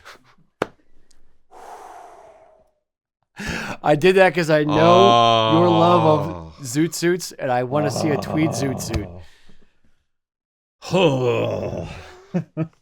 Yes. They did make some zoot suits out of some pretty wild stuff, but A tweed not zoot tweed. suit. Tweed zoot suit. Hold on. Oh, good God. Tweed zoot suit with the lower crotch, made as +4s. It's not a zoot suit. I know, but that makes it even better. I'm hybridizing +4 zoot You're suit. evil. I am. I'm going to destroy Eric's fascination with zoot suits and your +4s. You're welcome. Cheers. Anyway. If we have any tailors in the audience, please make Erik a tweed +4 zoot suit with tails. Mm-hmm. Yeah. Yeah. Great. Yeah. Okay. Anyway. Enough. Back in Kilt land, Paul Smith on the YouTubes asked us a classic question. Is it acceptable to scroll through tartans unrelated to your clan and wear one you simply like the looks of? Y'all in the peanut gallery know the answer to this. You've heard it a million times, I think. But what are we going to say? Sure. Can you wear a clan tartan that is not your own? Can you scroll through the gallery? Sure. There are differing schools of thought on it. And no matter what your opinion is, no matter what my opinion is, you're going to piss somebody off. So, from a traditionalist angle, no, you would only wear your clan tartan, and that is your tartan. That is what you wear, period. From a very, lackadaisical, angle, and frankly, from the angle a lot of Scots come from, nope, you pick the one you like. That's it. That's what you wear. Doesn't matter. So, yeah, you can do either. You don't have to stick with your clan tartan. A lot of Scottish people don't like their clan tartan. So they either pick a universal one, or they pick their mom's tartan, not their dad's, or they pick their wife's tartan because they like that one better.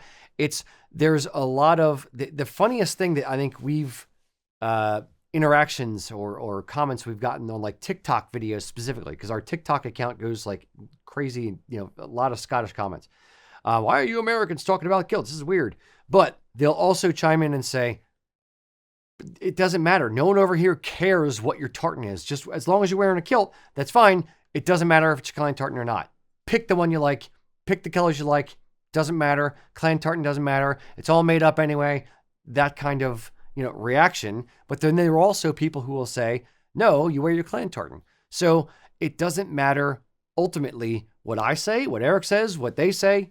It's what you want to wear. So if you want to pick a universal tartan because that you are more comfortable wearing universal tartan and not wearing someone else's clan tartan, great, do that. If you want to wear only your clan tartan because you want your clothes and your tartan to mean something to you and to show a part of your family heritage, great, do that. If you're, damn it all, damn the torpedoes full speed ahead, and you want to wear, the Lamont tartan because you just, you saw it once and you really, really liked it, or that's the one you can afford and you found it in a thrift shop or whatever, great, wear that one. There's no right answer. There's no wrong answer. There's personal opinion. That's it. So you're going to piss somebody off. You can't please everybody. So you might as well please yourself. So pick the one that you want to wear and just have at it. Yeah. Thoughts? Wash day.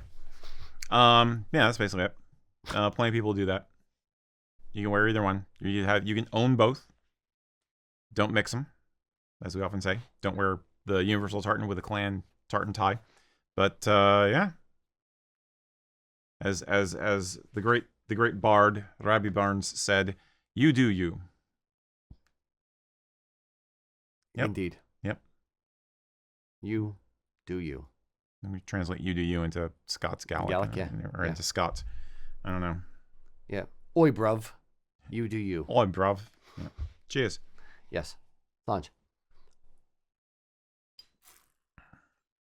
Over to you, Mr. Mac. All right. Well, before I get to the next question, you guys did get a little shout out here. So Taylor Bennett Williams, but hey, I just want to tell you guys that it was you two that really got my obsession. Mac can word today. Yeah, words. two. Words are not good with me today. That really got my obsession with Highlandware re-kickstarted, and the end result is I have been offered a full-time position at Gordon Nicholson Kilt Makers. So thank you. Nice. Congratulations. Oh, that's awesome. Nice. Congratulations. Yeah.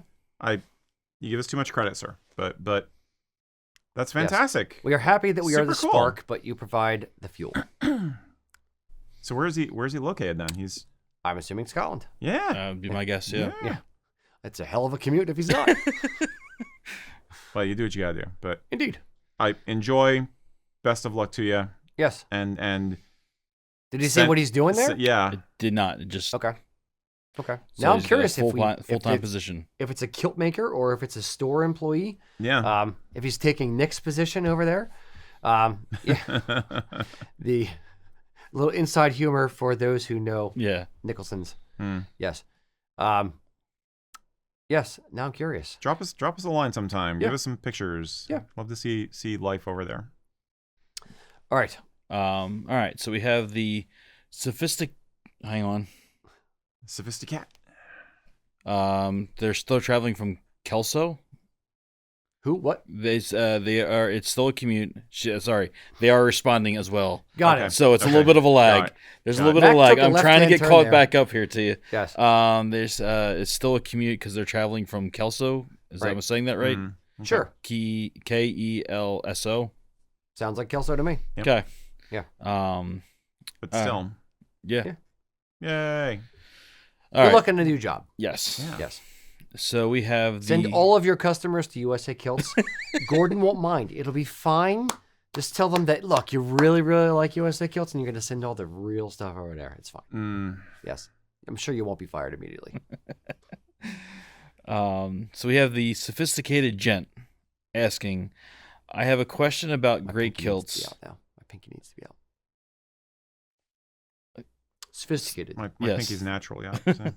I have a question about great kilt that's 4 yards, but it's too short for me. Can I still wear it low waisted? I'm thinking of a 10-yard great kilt.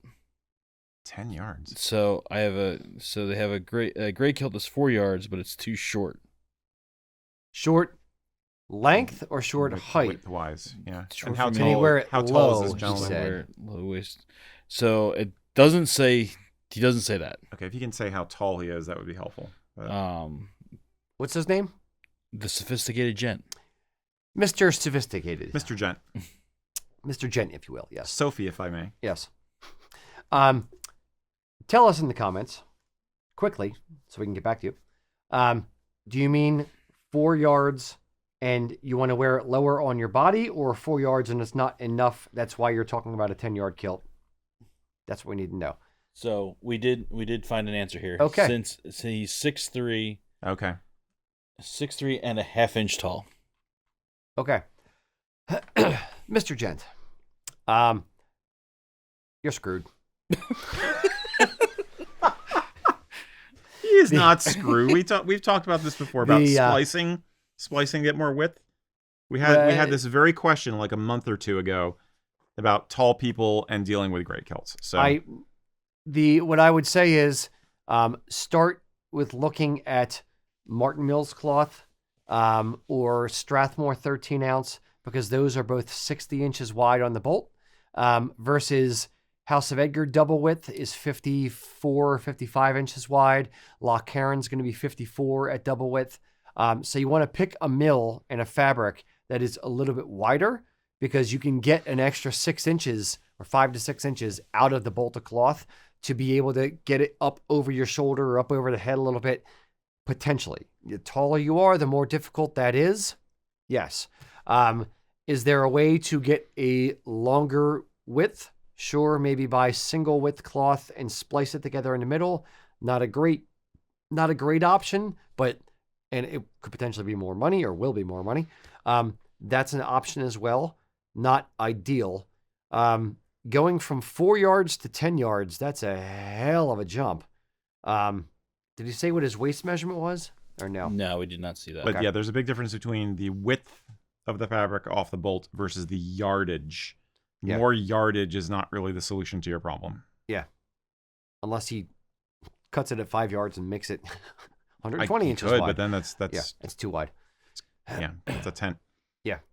So It's worth noting, I don't know if you're trying to wear this in a modern casual fashion, or if you're wearing it in a historical reenactment context. Do you remember that whereas it might look like it's too short on you lengthwise, like it's riding up above your knee? Well, guess what? That's how they wore them. So if you've got some knee showing for a historical thing, that's not an issue. So I would also recommend, there are lots and lots of great kilt wearers on the Kilts and Culture Facebook group, both doing it historically and also as a modern fashion. So you can totally get some more input from people who do it on a regular basis. There might be a different way you can wrap it that might help a little bit. I don't wear them very often myself. I hardly ever wear them. So I am not the one to ask, but we do have people for that. So check out your brothers online. They should be able to give you a hand. I would also say this. Depends on if you want to wear it down or up. Exactly. If you're trying to do the wear the great kilt and wrap it around to connect over the shoulder, you might be able to get it to like just barely meet, depending on your height. If you're trying to pull it up over your shoulder and over the head like a full cloak, then you're going to need a little bit more fabric. Yeah. But if you're just wearing it casually and you want to wear it down in the back, a la like Albanach wears it, or Jonathan Kennedy, who's been a Kilt Ambassador. I got the modern casual way. Yeah. If you're going to wear it that way and have it down, then you'll probably be okay. It doesn't really matter what the length is. Right. Yeah. So good luck. Yeah. Cheers. All right. Erik. Me? Yep. Okay. Well, What? I will say this gets better. Absolutely. The more you let it breathe, the better it gets. I'm finished my second, and it's dangerous. And this is a problem with how we do this on the show, because we want the Yeah. thrill of discovery to come across, but obviously some of these things just really, really want to breathe. And what was the name of the drink again? This is MD 50/50. Mickey's 40s. No, this is the Temple Bar Malbec Cask. Yes. 14 year. Yep, 14-year. Good stuff. Okay. Here's another just technical factoid question. Rodney Dwayne Frady says, I've gotten mixed answers on this, but is a traditional kilt worn above or below the belly button? And why? So basic, very foundational, classic question there. Yeah. And not surprised, a lot of people get confused by this. So A traditional kilt is worn above the belly button. When you measure for a traditional kilt, you're going to take the measurement, take from your belly button, go over to your side, jam your thumb into the side of your body, and you're going to feel, in line with the belly button, you're going to feel a bone. That is the top of your hip bone. If you think of yourself as a skeleton, your hip bone, the pelvis, is that big bone right there. And the straps on your kilt, on the top straps on your kilt, are going to cinch right on that bone. And that is what it allows it to not fall down, is they're sitting and cinched snugly on the upslope of that bone. So you are worn there. And then from that point, you have about 2 inches from the center of that buckle to the top of the kilt that kind of hold your belly, the rest of your belly. Because when you sit down, you actually spread out a little bit, and your organs and your body and your flesh move in different directions a touch. Sorry to get weird. But that's how you physically function as a human. So yes, it's a kilt. A traditional kilt is worn above the belly. It is more flattering, especially on larger gents. If you wear your kilt like where you wear your pants below your belly, what ends up happening is a couple things. Your hips are actually tilted forward a little bit. So when you wear a kilt lower, it ends up higher in the back and lower in the front, and your belly pushes the front down, and it kind of the bottom hem or the bottom, selvage of the kilt is at a little bit of an angle. So if you wear your kilt above the widest part of you, which is your hip bone, around the widest part of your belly, it will sit even around the top and even around the bottom, and just kind of, that's where it's supposed to be. Mm-hmm. Yep. Erik. I got nothing. That's basically it. That is the answer to the question, and why. That's one to grow on. A reading rainbow. Yeah. See, I'm always torn. Do we do the reading rainbow, or do we do the GI One to Joe? grow on, or the more you know. Yeah, the more you know. That's what I was thinking Yeah, of. the more you know. The more you know, or now you know, and knowing's half the battle. Yeah, we don't do that as. I'd like to do Yo-jo. some more Yo-Jo. Speaking as a Gen Xer, I would like to do some more Yo-Jo stuff. I do miss Duke. Nah, that was a. See, I was. You're Cobra Commander. I'm a Cobra guy. Yeah. Not so much Cobra Commander, but The bad guys always have the better uniforms. they absolutely do. See, I identify with Chrome Dome Who? from the hair. Yeah, Chrome you mean Dome. Oh, Chrome Dome. Come on, Destro. Destro. Yes, his name was Destro. Yes. How they rationalized him in the movie was dumb. But anyway, sorry, tangent. Also, I get to hang out with Baroness. So, anyhow. Who's the pirate guy? Who's Baroness's boyfriend, husband, whatever he was? She didn't really have one, but they teamed her up with Oh, I gotta get shipwreck, and I know that's he's Yeah, he's on the other Shipwreck's side. a good guy. There's Baroness, and there was a guy. who He was had with her. an eye patch. Major Blood. Yes. Major Yes. Blood. But Had the the Snidely Whiplash mustache and the. yes, Yeah. the He coolest. was kind of lame. Coolest. Zartan was good too. I don't know. I like Zartan a lot. Changed the skin color. That was awesome. But the coolest G.I. Joe toy and guys, Mm-hmm. Tomax and Zaymont. Oh my God, you're a Tomax Zaymont fan? Oh, absolutely. They got the the blue Wow. 4-wheeler. Wow. Oh, hell yes, dude. Hell yes. They're Tomax my and Zaymont. favorite. They're my favorite Cobra guys. Yes. All right. Wow. Here's- How about that? I had no Here's idea. the Tomax and Zaymont. Cheers. Cobra. Boy, you work with a guy for like a decade and the things you don't know. And for the record, it's Cobra. Yeah, well, I was holding a scotch Yes. glass. Oh, fair. Okay.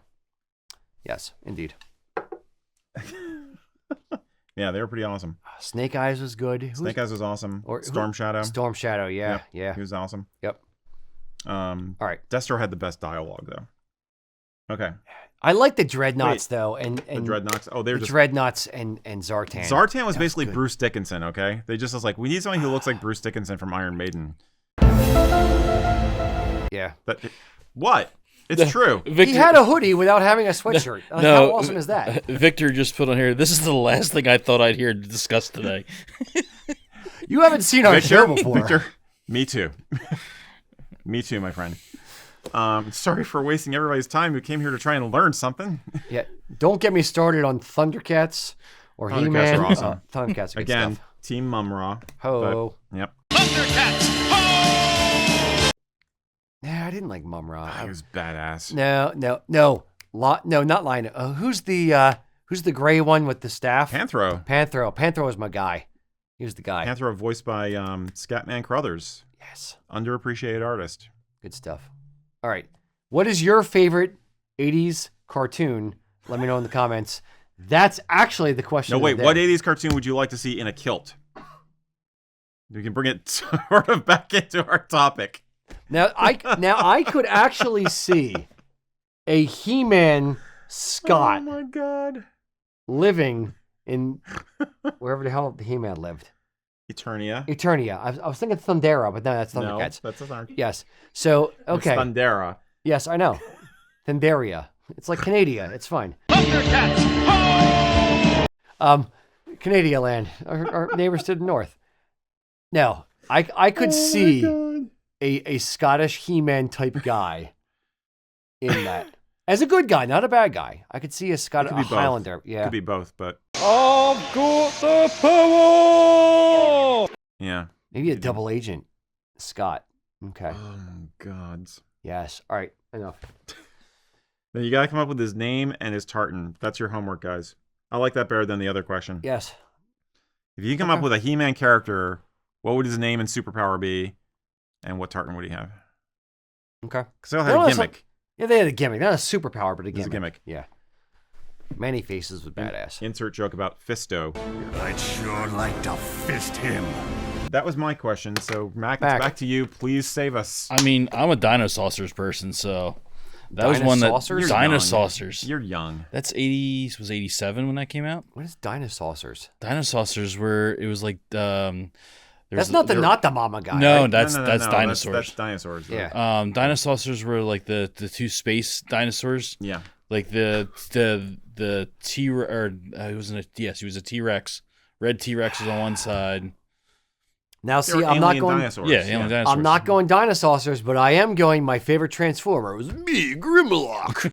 Me, Grimlock, must lead. It's my favorite Transformer. Solid choice. Yeah. Soundwave is my guy. Oh, I had Soundwave. You know, okay, here, 80s cartoon hour. Who cares? Who cares about kilts or culture? 80s cartoons, buddy. It's your personal heritage story. I give up. So, somebody come pick that up, please. The Soundwave, I have the Soundwave, the original Soundwave Transformer, and found out while playing with it with Liam that in the back of Soundwave, keep in mind, this has been in a box for like 20 years, 30 years, 40 years, I don't know, something. In the back of Soundwave, you can actually take off the back piece, and he has 2 batteries, which are missiles for his shoulders. Didn't know this. I didn't know that either, actually. Yes. Okay. They pull apart, and they pop in his shoulders, and they're freaking guns. Awesome. Oh, my God. I was so angry at myself for not knowing this, and I found it out like 4 years ago. I'm like, damn it, I had this toy for how long and I didn't know his batteries were actually Transformers? So awesome. Did anyone else know? Please tell me, anyone else there who played with Transformers. It's the Transformers out. It's Hasbro here at USA Kilts today. Did anyone else not know that Soundwave's batteries were actually guns? I need to know. I can't be the only one. That's going to be the question of the day. One was a gun, the other one was a shoulder blaster. Yeah. Okay. All right. Eric. No, Mac. Oh, Mac. Your We've question. been through this 3 times now. It's Mac's turn. Next show, all 80s. No, next show, anime. We're going to talk about Yamato and Gatchaman. I'm going to have a lot less to say. Yes, that's the point. I'll have you all singing the Yamato anthem by the end of the show. Okay. Well, since we're already down a side path here. Oh, boy. Are we. Colton wants to know, is there any plans for a Kilted calendar? Only as Rocky is the centerfold in the middle. So stupid. I didn't want to say this. This is the dumbest show we have. Oh, stop. Holy crap, dude. People vomiting in the audience now. Here I am trying to get our videos monetized. And oh, we're going to monetize, buddy. Yeah, Kilts only. Yeah, get the big gold chain on. Yes, no. There are Do you have a Kilt real calendars. question? There are Kilt calendars out there. Yeah, I'm not a. Okay, that's a good question. Is that stereotyping and objectifying and a mockery of the culture, or is it just a lighthearted appreciation on another level? That's a great question you didn't ask. Is Kilt? Is there a space for Kilt beefcake, or is it actually is it tartan tat kind of It is appropriative? Understood. It plays into a female fantasy that men have had on calendars for years. Mm-hmm. So is turnabout fair play? Are women allowed, or gay guys allowed to have sexy beefcake men in kilts on calendars? How many of them how many of them get sold? Anybody who lives in Scotland, please tell me. How many of those calendars are sold anywhere other than on the frickin' Royal Mile to anyone other than tourists? That's what I'd like to know. I don't think anyone in Scotland would buy one. That's to my know. Point. That's my point. Correct. It would be just, it's a bit of shtick. It is definitely shtick. Yeah. It's a way to sell calendars. Who the hell wants to buy, just a generic calendar? It's the end of the year. You're trying to make, it's marketing. You're trying to have your thing stand apart. Here, how can I sell more calendars to ladies? Have a thing stand apart, obviously. Put sexy men with hairy chests on your calendar. I'm not sexy, but I do have a hairy chest. It's a sweater. I think my joke was better, but anyway. Yeah. So, yeah, I mean, well, it's like romance book covers. So Yeah. romance novels. Yeah. All the, we make jokes constantly about the Highlander, romance novels.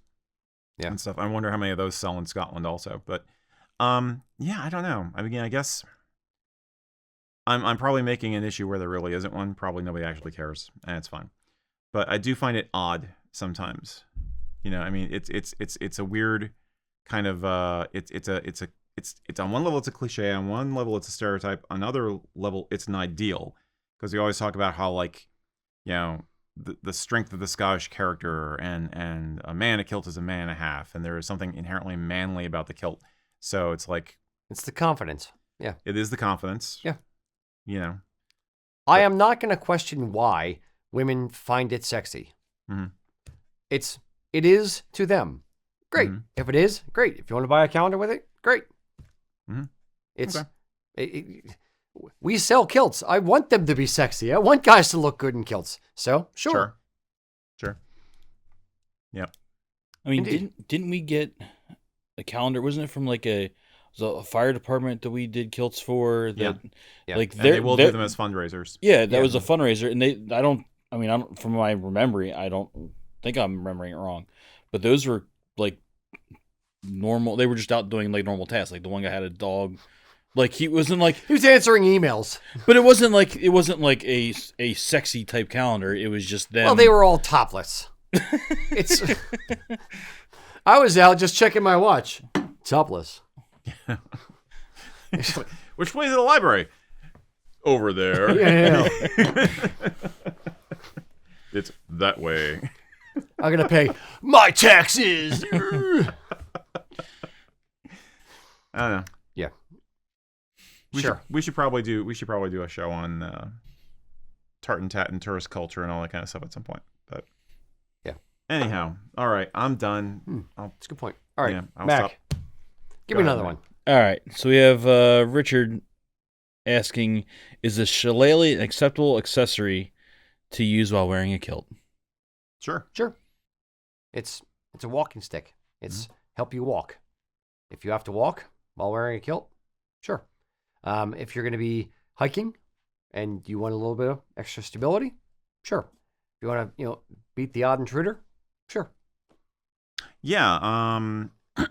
They kind of crossed over the waters a long time ago. You do see some pretty old images of Scots using the traditional Irish shillelagh.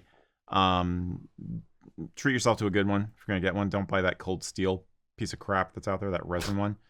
Now there is also a more inherently Scottish version if you want that, which is the Cormac, which is basically a walking stick which was designed for hill walking, hiking, and also shepherds used it in the 19th century, and also it makes a really good gun rest, or at least sometimes it can. So there's a different ways to do it. Cormacs are cool, and they tend to be taller, and it's more like a hiking staff as opposed to a cane walking stick. Yeah. But yeah, they're all perfectly legit and look awesome. So yeah, go for it. They're great. They're multifunctional too. Yeah. So it's A good one of any of these will cost you money. With the shillelagh, it's actually getting a real blackthorn, which has been properly done. The wood's been dried. actually dried up the chimney, or a modern equivalent of doing that, basically to harden it. And then the Cormac, it's usually about the artistry. They're usually carved, and they are absolutely gorgeous. So be prepared to spend some bucks if you want a good one.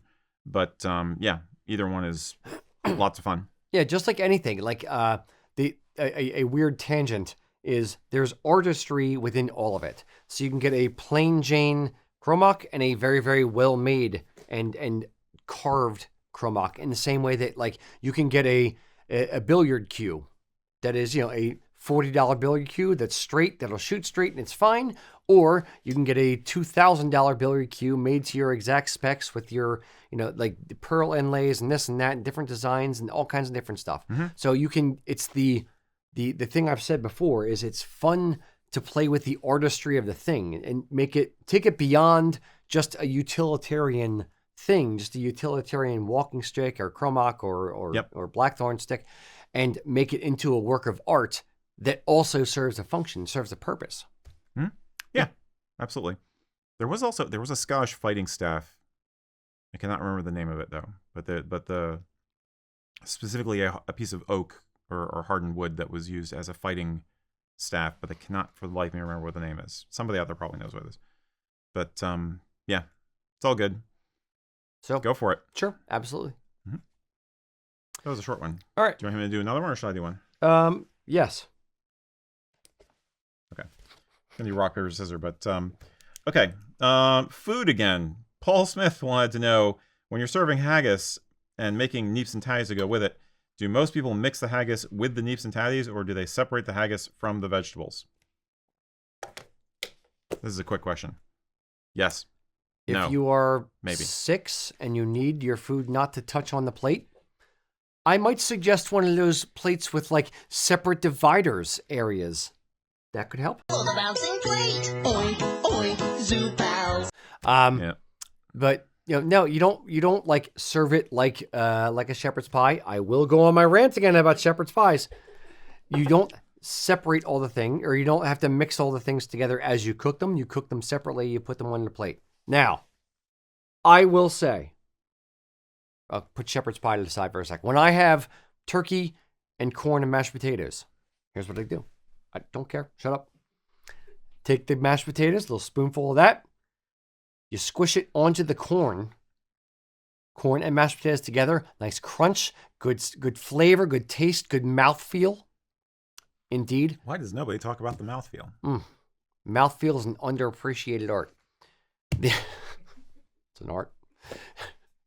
So, we're off the rails. It's fine. I should have skipped that question. I totally should have skipped that question. You should have. Too late. But no, you can mix the things together. You can have, seriously. one, bite of this, bite of that, bite of that. You can mix them together. There's no right way to eat a Reese's. There's no right way to eat your haggis. Just do it. Yeah. Shove it down your gullet. May I? Or don't, and take your time to appreciate it and enjoy it. As long as there has been haute cuisine and good restaurants in Scotland, people have been finding other ways to serve haggis. There are as many styles of combining neeps and tatties and the whiskey sauce with the haggis as there are ways of simply just making a nice arrangement on a plate. How you do it is up to you. No rules. Definitely a lot of artistry in it these days. And Again, personally, I'm a fan of when the haggis is fried, like we were talking about earlier. I love that with the crust on it, delicious. Or just reheated so you get some nice crispy bit on top. But the neeps and tatties and the whiskey sauce are what you make of them. You can do whatever you want. It's fine. I was gonna say with the whiskey sauce, you need a little artisanal, little whiskey sauce, little drizzle, swirl there. Yep, little swirl, little drizzle on the mashed as well as the parsley, the tatties. Yes.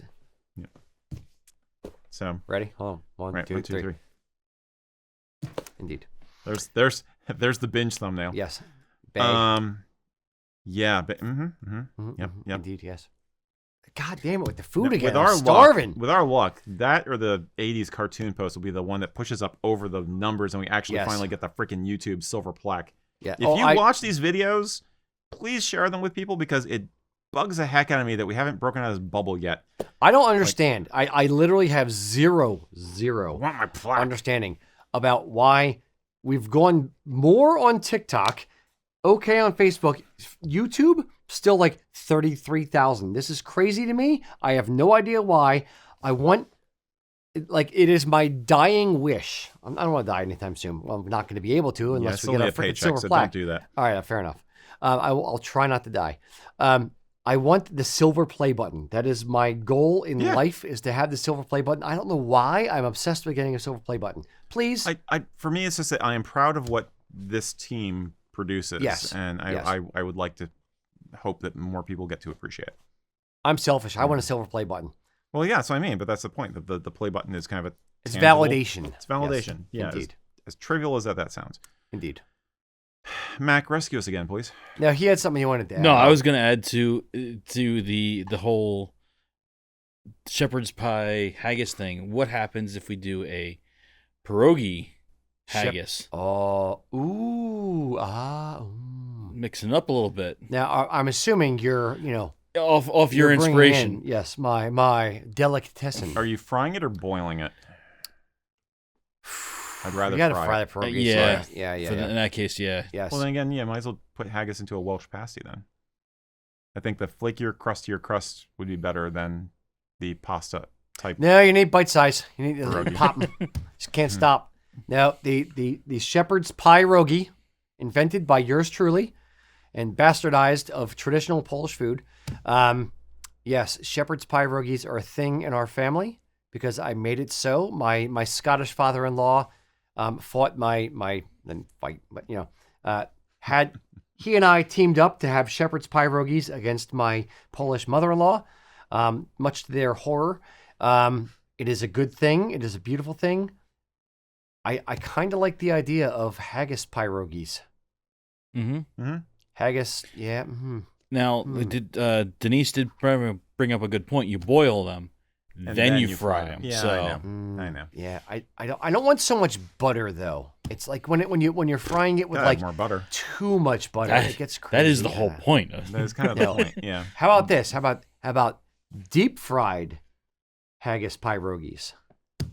And then, are you dipping them in sour cream, or are you just dipping them in another, like, iron brew sauce of sorts? No, okay, hold on. Oh my god. I have been chastised by my Polish side of my wife's family. Kilts and culture, folks. As a German, again, kilts and culture. Deep fried pierogis. Deep fried, like Mrs. T's, good stuff. Don't care, like Mrs. T's. I like Mrs. T's. Deep fried pierogis with mustard, yellow mustard. Mm-hmm. Bringing in the German thing. They will not have it. They think this is sacrilegious. They will disown me. Don't care. Mustard with pierogis. Deep fried pierogis, like the crispy. If it's the butter, Sure. no. You can't do. If it's like pan fried with the butter and the onions, you can't do. You can't do it's the crispy, mustard. yeah. But yeah, I would crispy go pierogis. with a very natural, rough grain, strong mustard. Some of that gourmet shit. I can do either. I can do the yellow mustard or the strong mustard. Yeah. I want you to know that I had two gentlemen in the store like 15 minutes before this show started, and they said they were going to be driving back to Washington, D.C. and listening to this show as they drove. And I told them, oh, no, you got to find something better than that online to watch. And now I guess I was right. We're horrible. We're horrible people, horrible humans. We are ADHD Yes. like a mother. Yeah. Okay. And they did I'm say hungry. thank you, by the way, for stopping down and seeing them in the store. My pleasure. Could we perhaps... Do you want to maybe extend get back a couple, on topic. You want to extend a couple minutes? Actually, get us through some actual All right, freaking Kilt we'll questions. do a couple more. Yeah, I guess. All right, fine. I want to talk about Transformers and food. I am really hungry. All right, Mac. All right, Eric, this is kind of a little bit more in your wheelhouse, but get what I asked for. But William's asking, what are your thoughts on combining Norse traditional clothing with kilts, both traditional and great kilts? Depends on how traditional you're talking. Are you talking about, like, for instance, Norwegian national dress, which, like most European national dress, doesn't go back past the late 18th, early 19th century? Or are you talking about, like, Nordic Viking, I got this tunic from Grimfrost kind of stuff? I think that you can do it, sure, if you want, like, a modern, kind of a style that kind of speaks to you on an emotional level or feels badass because you're going to wear it to, like a Heilung concert, you want to wear something like that and show both sides of your heritage, or just because both ways that you like to express the warrior spirit kind of vibe, then sure. I don't personally care for it. Because again, for in the pop culture of right now in the United States, you've got the whole quote unquote Viking thing, and that is basically going off of like 8th through 11th century archaeologically based Scandinavian, aka Viking medieval clothing. So you're talking about tunics, maybe some different shirts designed. Like there was I forget. There's a shirt design. I'm not remembering the name. My wife will tell me later. That stuff is fine, but they never wore kilts. Okay. Yes, the word kilt may be etymologically related to the word Kelti, which is Old Norse for to wrap around, but that doesn't necessarily. People will be like, aha, see, the Vikings brought kilts to Scotland. It's like, no, they just nope. It's just a word. They described a thing they saw. Yeah, or they described the thing you do with a mantle. The typical blanket, aka used as a cloak, but it was untailored, so blanket thing that they wore. Just don't go too far. Don't make it stupid. I would not wear a tunic over a kilt. That would look dumb. If you're going to use a tunic, like, again, doing the Viking thing, tuck it into the kilt. It's going to look fine. You're going to look like something out of a movie. So, again, we're talking about a modern, fantastical, kind of this is a vibe I want kind of a thing, not anything historical or traditional to either culture.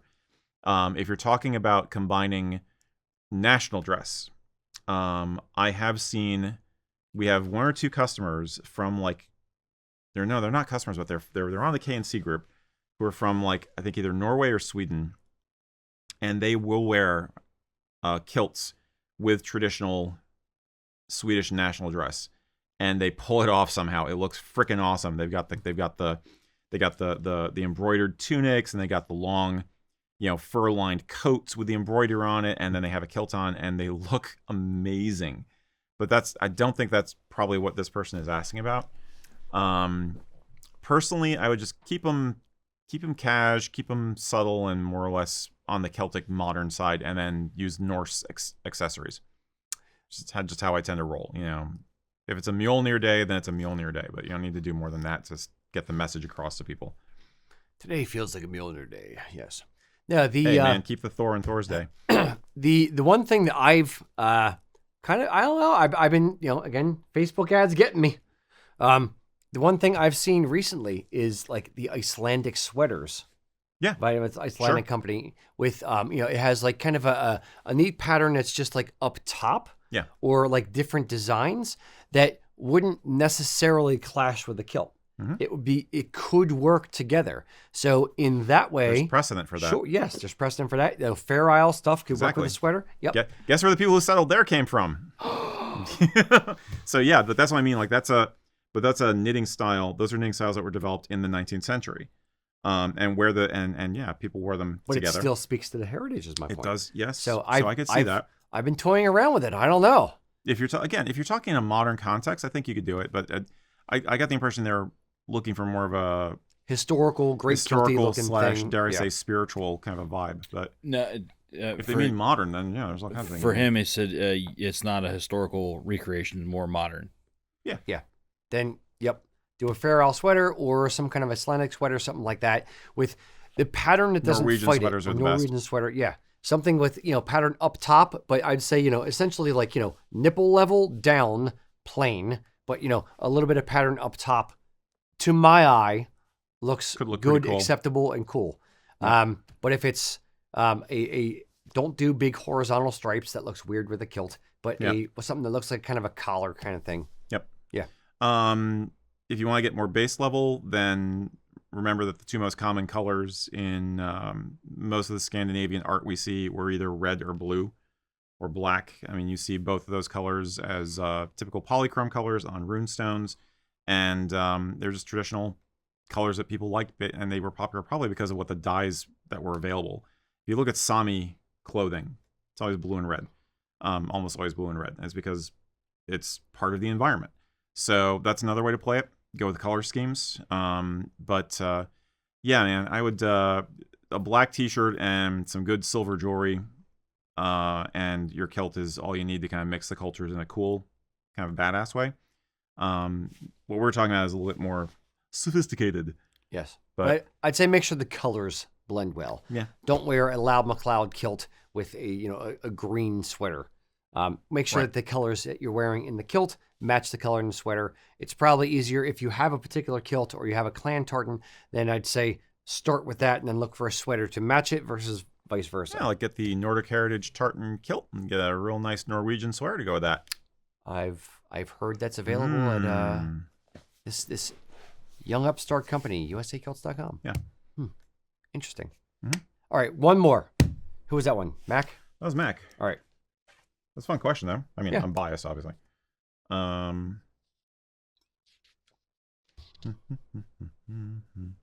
Okay. This question was from Jill Rosenthal, who is a mom. Jill said her son wants to get a 5-yard kilt. Wants to get a real kilt. However, he has a problem. He drops anywhere between 30 and 40 pounds in a year. I'm assuming we're talking weight fluctuation, probably due to athletics or something. So what should he do? What is the best approach with a young person? I'm assuming older teenager, probably an athlete. Yeah, 30 or 40 pounds a year. Or he's a roofer, and in summer, okay, he that's he true. drops a That's ton of weight true. because he's sweating his butt off, and then Yeah. winter he hibernates and puts on weight. I don't know. Hey man, it's a good thing to do.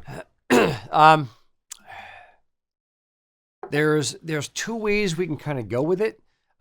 One, trying to bridge the gap, or two, get 2 kilts. If you're gonna do, if you're trying to bridge the gap, then I would say, not that I want to make you wait a year for a kilt, but measure yourself at your widest, measure yourself at your skinniest. Maybe get a kilt somewhere in between the two, and then get extender straps for when you get too big. Maybe a way to do it. The other way that I think about things, having lost a bit of weight myself recently, the thing I would say is, just like, I'm sure if he loses 30 or 40 pounds in a year, he has jeans that he wears for when he's bigger and jeans for when he wears when he's smaller. So he's got skinny jeans and he's got fat jeans. You may need a skinny kilt and a fat kilt. You may need 2. You want to have something that fits you when you are at your skinniest and something that fits you well when you're at your biggest. It's just the nature of your body is moving. Your body is growing and expanding and contracting. You're going to have to account for that. How do you account for it? One way is, 2 things to fit both sizes, or 1 thing to fit all sizes, but that's never going to be great and perfect unless you're at that exact middle weight. Does that make sense? Yeah. I mean, you do have flexibility on the kilt because of, as we talked about, the straps. We, at the very least, try to make them so that you're falling on the middle hole or close to it, when you get the kilt. So you have some flexibility either direction. It's a little bit of help there. Similarly, on our low-end stuff, you have, the casual kilts, you have the Velcro. So you can, cheat that one way or the other. I'm kind of hoping, now this is, I don't have a lot of data here, but I think it's more likely that the weight is on during the winter and off during the summer. Yeah. I could be wrong. But if that is the case, then there's something to be said for the fact that the wool kilt is nicer to have in cooler weather anyway.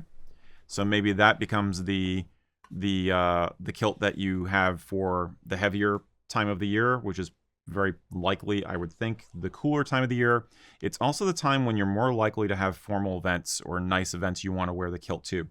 Proms, other dances, holidays, everything from St. Andrews through Burns Night, the whole holiday season. It's all in the cool time of the year. So having the wool kilt fit him at that time of the year is going to be more important. And then a casual kilt, if budget allows it, and if budget allows it, like a polyviscose or kilt of some kind that you can wear for the rough and tumble days of the hot summer, would be the other way to go. Festivals, beer swelling, Yeah, so regardless of a weight loss or weight gain situation, that's something we often recommend to guys anyway who want to have both ways to go based on the environment. Make sense? Yeah, 100%. I'm not trying to say you should spend more money, but it might actually be good to spend a little more money. It's if you want, there's different horses for different courses, and there's the right way to do it, and there's the way to kind of do it and try to cheat it. If money's the main factor, then try to cheat it. Yeah. If money is less of a factor, or he really gets into it, or maybe a Christmas gift, maybe something, it's that time of year. Maybe ask for, and again, Crowdsource. not necessarily, outsource, crowdsource your kilts. So whether it's us or another company, doesn't matter. If ask your son, what company do you want to get your kilt from? Okay. Yep. Company X. I won't even say our name. Company X. Then tell the aunts, the uncles, the cousins, whoever, the girlfriend, everybody, buy buy gift certificates for $25, for $100, for whatever your budget allows from this company. Let them kind of join all the gift cards into one massive gift card, form like Voltron. Yes, still talking about 80s cartoons. And let him get his own kilt in either budget friendly or the nice high end one or a wool one or whatever from one company. Therefore, he can get two. He also may want a wool kilt because he wants a particular tartan. Like maybe he wants a family tartan. Yep. And it's not a clan tartan that's available in PV. Yep. So there's more than one way to do it. Indeed. Yep. Mac. Go Joe. Yo Joe. Mm-hmm. Yo Joe. Yo Joe. Indeed. I didn't want us to get in trademark problems. I see. Ooh, that's a fair point. Mm-hmm. Got it. So we need our own catchphrase like that. I really don't want to get arrested. We should come up with our own. Like, we should come up with a Kilts and Culture battle cry. Up your... No. Our No, battle needs to be cry more original than that. is down with pants, up with kilts. That's our battle cry. Okay. Indeed. All right. That'll work. Now I want to ask the question to the audience, what's the battle cry? Okay, I'm going to ask 2 questions of the day. Number 1, what should the Kilts and Culture battle cry be? It could be, don't be a jerk. That's not really something you cry in battle. It sounds weird. Yeah. Don't be a jerk! Like, that's the wussiest battle cry ever. Yeah. So, all right. What should the battle cry of the show be? That's one question. Second question. If you've ever watched He-Man, the original 80s version, and they were to introduce a Scottish kilt-wearing, muscly character, what would his name be and what would his gimmick be? Mm-hmm. I am really curious about this. I just had an idea, but I can't say anything. I really want to make up, we have to make up the actual character. I got a couple ideas. I need to contact Hasbro or whoever it is and have them make a Scottish He-Man character. Maybe Jillian could do it. She makes dolls. Could draw it. No, she makes dolls. Oh, she makes dolls. Yes, right. she makes dolls. Yeah, we have a lot of talented people in this building. Yes, indeed. She's pretty talented. Yes, indeed. That's the question of the day. All right, enough. I'm sorry. We're off the rails. Love you guys. Thank you for your patience. Until next time, boys and girls. Slanjava. Mac, can I get a clap? I'll have to double check that when Erik Ladder sits clap. down. There you go. Clap it like you got a pair, son. Oh.